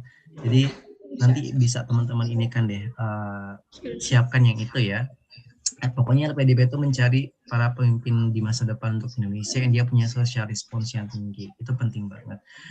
Terus itu tahap pertama ya, kita kayak seleksi administrasi, kemudian pokoknya kita buat essay juga, kita buat nulis essay kayak rencana studi kita mau seperti apa, di kampus kita mau ngapain, nama mata kuliahnya apa, dosennya siapa, itu kan secara konkret. Kenapa kita memilih kampusnya gitu kan, dan lain-lain. Dan anyway, dulu saya juga nggak cuma daftar di Southampton ya, tapi saya juga daftar di beberapa kampus, seperti Oxford, saya pernah daftar dan masuk, keterima, dapat LOA-nya atau Letter of Acceptance. Kemudian ke Leeds, Liverpool, Manchester, Adelaide di Australia saya juga sempat daftar gitu kan. Dan itu dapat semua tuh LOA-nya, tapi yang saya ambil adalah Southampton karena ada mata kuliah yang saya tertarik untuk saya pelajari di Southampton, dan itu nggak ada di kampus yang lainnya gitu. Itu, dan tadi itu proses administrasi ya. Nanti kalau saya dulu ketika administrasi itu, pokoknya tipsnya harus hati-hati aja deh, karena banyak teman-teman yang nggak lolos pada administrasi karena kurang hati-hati aja. Ada persyaratan yang nggak lengkap maksudnya. Yang berikutnya itu ada tes komputer. Di tes komputer itu dalam satu hari itu kita dites 3 bab ya. Pertama TPA, tes potensi akademik. Yang kedua tuh tes kepribadian, sama nulis essay bahasa Inggris on the spot. Jadi pertama yang TPA tuh kayak TPA biasa teman-teman, TPA yang CPNS itulah ya. Dan di tes yang ke komputer ini yang menentukan kita lolos ke tahap berikutnya tuh bukan tes kepribadian sama essay-nya, tapi tes TPA-nya gitu. Karena nanti ada passing grade-nya ya. Kalau nggak salah di LPDP itu harus bisa mencapai berapa skornya. Dan TPA-nya itu ketika di zaman saya itu jumlahnya sekitar 60 soal gitu kan. Jadi dan poinnya itu 5 satu soalnya. Jadi kalau betul semua kan skornya 300 ya. Saya dulu tuh skornya 225 atau 245, saya agak lupa. Itu lolos ke tahap berikutnya. Nah, di tahap berikutnya kita wawancara, dan wawancara itu ada 2. Nah, ini yang banyak teman-teman juga gugur, yaitu di wawancara. Karena LPDP akan sangat selektif di sini ya. Dari semua berkas-berkas yang sudah dikumpulkan akan ditanyain lagi tuh. Ini benar nggak nih berkasnya gitu, kamu benar nggak nih pernah punya kegiatan di sini gitu kan, dan lain sebagainya. Tapi pada intinya LPDP ingin melihat kita punya kontribusi apa di masa lalu kita gitu kan, dan sekarang kita punya kontribusi apa, dan di masa yang akan datang kita mau punya kontribusi seperti apa. Itu LPDP ya.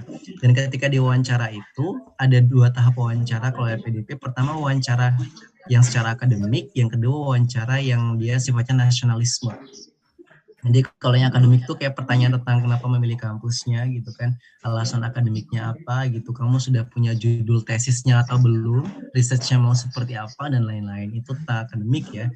Sama nanti akan ada wawancara, jadi itu yang akademik itu 3 orang, pertama yang expert di bidang kita, kedua dari LPDP, ketiga psikolog, jadi akan ada psikolog yang mewawancarai kita juga, ditanya tuh kayak kita pernah punya masalah apa gitu kan, dan gimana cara kita menghadapi masalah itu secara psikologi ya, gimana cara kita membangunkan semangat kita lagi dan lain-lain.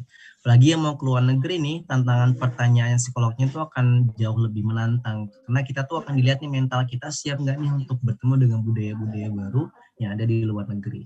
Kemudian yang wawancara berikutnya itu wawancara nasionalisme, ini juga penting nih.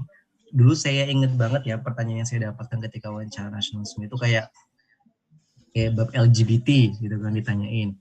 Kemudian liberalisme, sekulerisme, pendapat kita tentang OPM itu seperti apa gitu kan. Pendapat kita tentang GAM itu seperti apa, Gerakan Aceh Merdeka dan lain-lain. Pokoknya macam-macam tentang multikulturalisme yang ada di Indonesia gitu kan, tentang perbedaan agama, itu banyak banget kemarin dipertanyakan bahwa semacam itu ketika di LPDP gitu.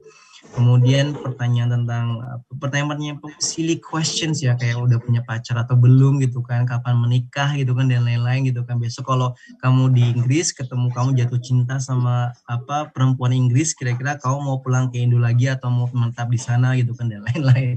Pokoknya pertanyaan begitulah, yang pokoknya menggambarkan kita tuh punya nasionalisme tinggi atau enggak gitu, dari masalah-masalah atau problematika yang ada di Indonesia itu sendiri. Makanya ini penting nih kita untuk menyiapkan bab-bab semacam itu ya sebelum kita wawancara LPDP. Begitu, itu mungkin proses saya di LPDP sampai lolos. Kemudian harusnya kita tuh berangkat di tahun 2020 ya, karena kan 2019 beasiswanya, kemudian 2020 September harusnya saya udah berangkat. Tapi karena pandemi gitu kan, Inggris itu tutup border. Nggak cuma Inggris ya, tapi hampir semua negara yang biasanya tempat students Indonesia itu pada belajar. Inggris, Australia, New Zealand gitu kan, US-nya tutup border dan kita nggak bisa masuk, sehingga kita ditunda sama 1 tahun sampai LPDP keberangkatannya gitu. Sampainya di 2021 Inggris sudah buka border, tapi ada syarat yang cukup ribet, kita harus kayak karantina selama 11 hari di hotel pemerintah London gitu kan. Kita karantina di sana 10 hari dengan harga yang cukup luar biasa gitu kan. Dan ini mungkin satu tips dari saya juga teman-teman, besok ketika mau daftar beasiswa gitu kan, biasanya kebanyakan sistem beasiswa itu dia sistemnya tuh bukan kita dikasih uang. Misalkan nih saya mau bayar karantina di London kemarin ketika berangkat ya, atau mungkin mau beli tiket nih ya, itu sistemnya tuh bukan kita dikasih uang, bukan, they don't provide the money first gitu kan. Jadi mereka tuh nggak ngasih kita uang di awal gitu buat bayar karantina atau buat bayar tiketnya, enggak. Tapi pakai uang kita dulu baru diganti gitu. Paham nggak maksudnya? Jadi kayak misalnya beli tiket nih ya, tiket saya tuh kemarin ke UK itu harganya 13 juta gitu kan, dari Indonesia kemudian transit ke Turki, dari Turki kemudian ke UK. Teman saya juga ada yang dari Indonesia transitnya ke Belanda, dari Belanda ke UK itu sama sekitar 12 sampai 13 juta, dan itu itu kebanyakan nanti pakai uang kita dulu, babak semacam itu. Kayak bayar karantina nih, saya bayar karantina di UK itu tahu nggak harganya berapa kemarin? Harganya itu 2.250 pound sterling, itu sekitar berapa tuh berarti? 60 juta ya, 60 juta itu untuk 11 hari aja gitu kan. Dan itu nggak dari LPDP dulu, jadi pakai uang kita dulu gitu. Makanya tips dari saya, kalau teman-teman memang besok mau cari beasiswa, tetap juga menyiapkan uang-uang yang kita punya gitu kan. Dan biasanya dapat support dari keluarga gitu. Maksudnya minjem uang dulu gitu kemana gitu ya, bagi yang nggak punya. Dan itu juga bagian dari struggle gitu kan, that's fine. Nanti akan digantikan sama LPDP setelah itu. Dan biasanya LPDP itu cepat mengganti uangnya, selama 5 hari kerja udah diganti. Asal kita nyimpen tadi ya bukti tiketnya gimana gitu kan, dan lain-lain. Kira-kira gitu sih. Kemudian saya karantina selama 11 hari di London pada saat itu sebelum saya berangkat ke Southampton lagi. Jadi perjalanannya itu panjang banget teman-teman, dari 2019 sampai kemarin akhirnya bisa berangkat ya. Dan banyak loh teman-teman LPDP yang dia tuh nggak bisa masuk ke negaranya, misalnya kayak Australia ya. Karena Australia itu 2021 belum buka border, jadi mereka tuh pindah ke negara lain. jadinya pindah ke UK gitu kan. Jadi nggak jadi ke kampus idaman mereka pada akhirnya gitu, tapi ke kampus lain yang dimanapun mereka bisa diterima, mereka berangkat gitu. Jadi ya udah kita berangkat ke UK gitu kan. Saya tuh sampai di UK, saya ingat banget tanggal 3 September, karantina dulu selama 11 hari, kemudian saya berangkat ke Southampton dari London gitu kan, selama 2 jam kereta.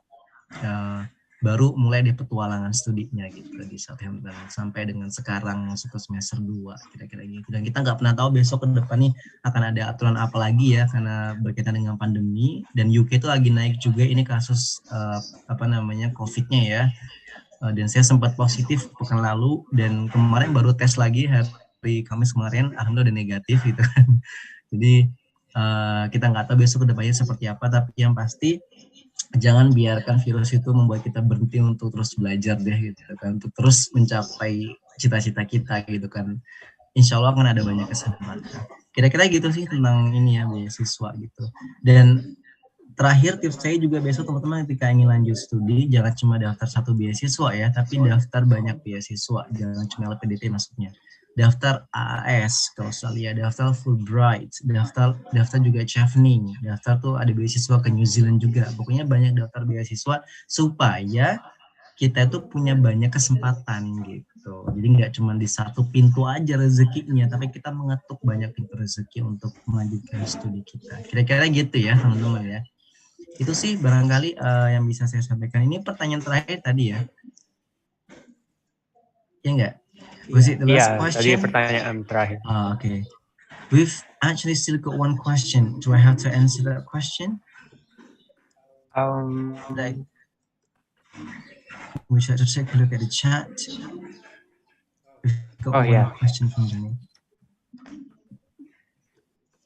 Sekarang aja nggak apa-apa ya, masih ketemu ya.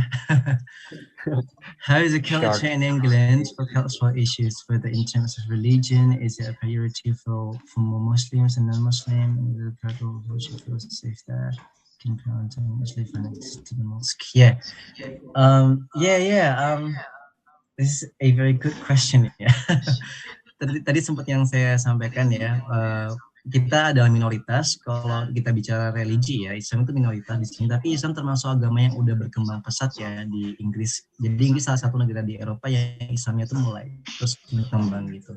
Tapi kita tetap minoritas gitu misalnya.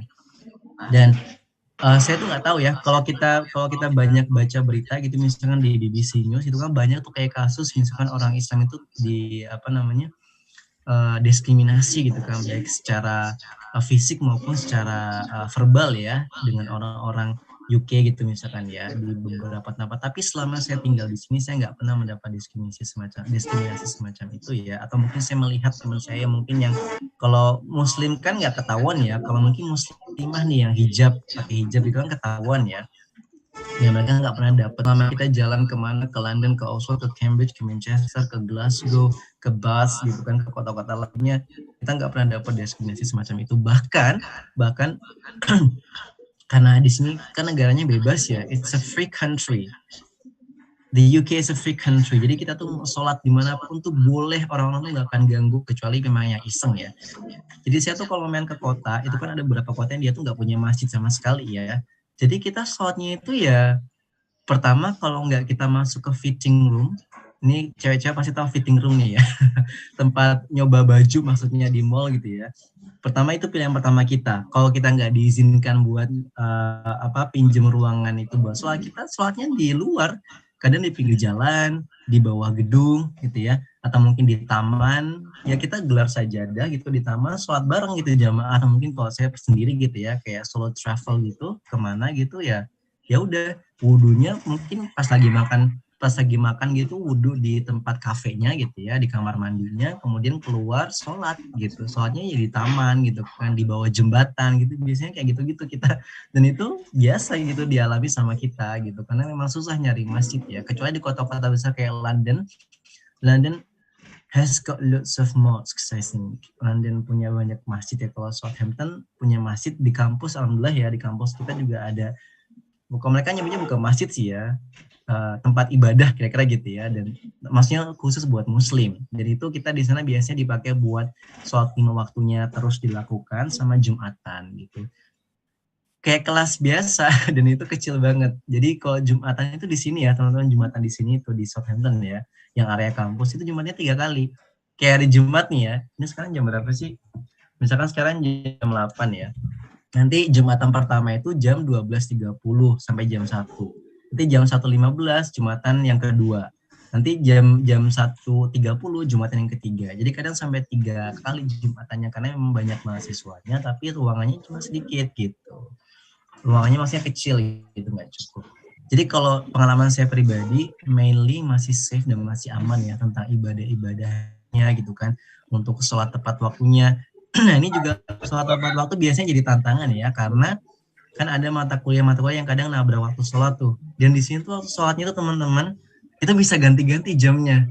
Jadi misalkan hari ini tadi ya subuh itu jam 6:10. Kemarin tuh beda jam 6:12 gitu kan. Besok mungkin beda lagi jadi jam 6:08 gitu kan. Apalagi ketika winter kemarin ya subuh tuh jam 7:15. Hari berikutnya ganti jadi jam 7:12, nanti ganti lagi jadi jam 7, ganti lagi jadi jam 7:05, jam 6:45, pokoknya macam-macam. Makanya orang Islam di sini itu kita selalu megang aplikasi untuk melihat waktu sholatnya di kota kita masing-masing seperti apa jamnya gitu. Baru kita bisa mulai sholatnya. Dan biasanya kalau subuhnya, karena kan winter ya, malamnya lebih panjang, subuhnya kita jam 7, jam 6, nanti maghrib itu jam 4 sore. Jadi jam 4 sore itu udah maghrib. Jadi jam 4 sore sampai jam 4:30. Kalau sekarang tuh udah mulai 4:30 maghribnya. Maghrib itu 4:30, isya itu jam 5:24 atau 20 gitu. Itu udah isya. Gitu jam 5 sore, jam 5:30 sore itu udah isya. Kira-kira gitu ya. Tapi besok yang jadi tantangan adalah ketika bulan Ramadan nih. Ramadan kan pas summer ya. Itu yang panjang bukan malamnya tapi siangnya. Jadi subuh itu jam 3 pagi itu udah subuh. Jam 3 pagi itu subuh. Maghribnya itu sekitar jam 9. Kalau ya jam 9 malam ya, itu baru maghrib gitu. Jadi kita makanya kan Inggris itu masuk negara yang waktu puasanya itu cukup panjang, 18 sampai 20 jam.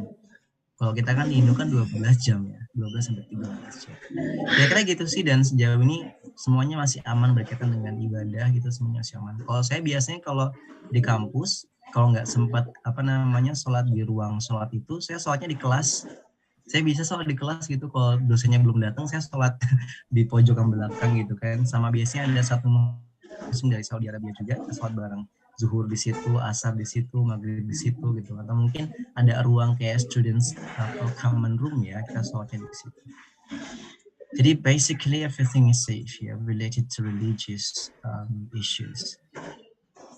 Kira-kira gitu Mas Dani ya, terima kasih pertanyaannya. Itu aja mungkin yang bisa saya sampaikan. Nanti kalau misalkan teman-teman masih butuh diskusi, boleh banget bisa kontak saya. Nanti panitia ada kontak saya ya, kontak WA gitu, disampaikan ke teman-teman peserta aja, kita bisa diskusi banyak. Dan atau bisa mengakses Instagram saya, di situ sudah saya cantumkan ya, di bawah quote-nya itu Rafiq Al-Ghazali, nanti bisa kita ngobrol bareng di sana aja. Saya sering share tentang kehidupan kampus, tentang beberapa foto-foto ya buat motivasi kita bareng, kira-kira gitu. Terima kasih, itu mungkin bisa saya sampaikan ya. Saya kembalikan ke moderator. Okay, thank you very much for the answer. That's a great presentation, and hopefully we can be as great as you. Well, guys, we have come to the last session in this seminar. And before I close this seminar, let me read the conclusion about the topic that has presented. First, language has always been a system, whether it is written or spoken. And culture is a characteristic of every person. Culture teaches us to think where we can see anything from another point of view. And we can never know the culture if we don't know the language. So language and culture are a unity that is interrelated with each other. And the last, language and culture are the road maps of yourself. They tell you where you come from and where you are going. Okay, that's all for this occasion. Thank you very much for your nice attention. Thank you for Brother Ghazali. Yeah, no, it's cool. Yeah, I'm so glad to be here actually.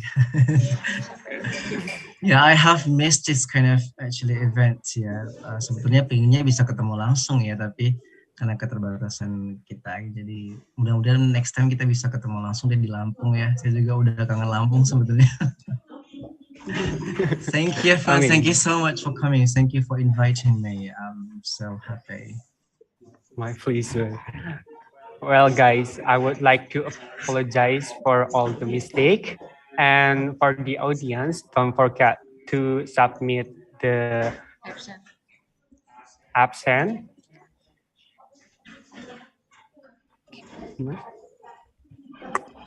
Jadi jangan lupa buat isi absensi guna kepentingan sertifikat. Okay? Oh yeah, for the audience, please turn on your camera so we can capture the screen. Turn on. Could you please turn on your camera?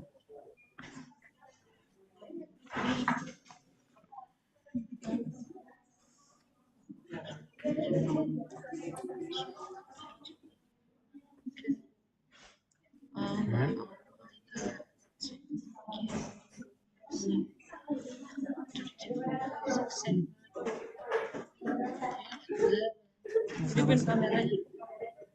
Materinya. Ini Mas moderatornya tadi siapa namanya?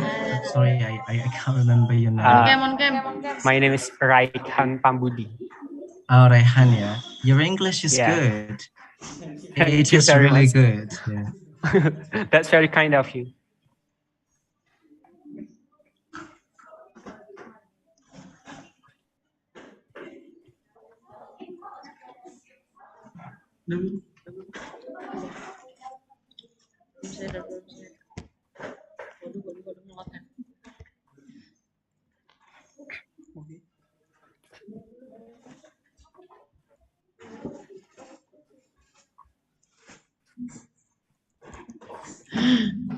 Wah, bener nih Mas Rehan lagi snow sekarang, teman-teman mau lihat, tapi kayaknya susah ya kamera. Boleh banget kalau emang bisa lihat. Nggak Belum kelihatan. pernah lihat salju.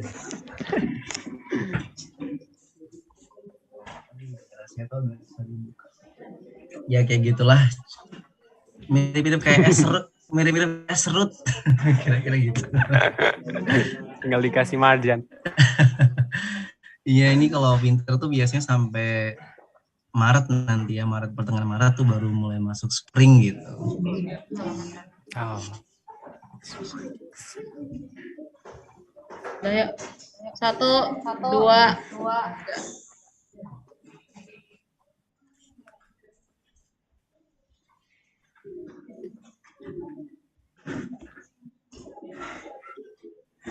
Okay, thank you very much for Brother Ghazali and also for all the participants here. The last I say, wassalamualaikum warahmatullahi wabarakatuh. Waalaikumsalam warahmatullahi wabarakatuh. Thank you everyone. Thank you. Thank you for coming. Thank you.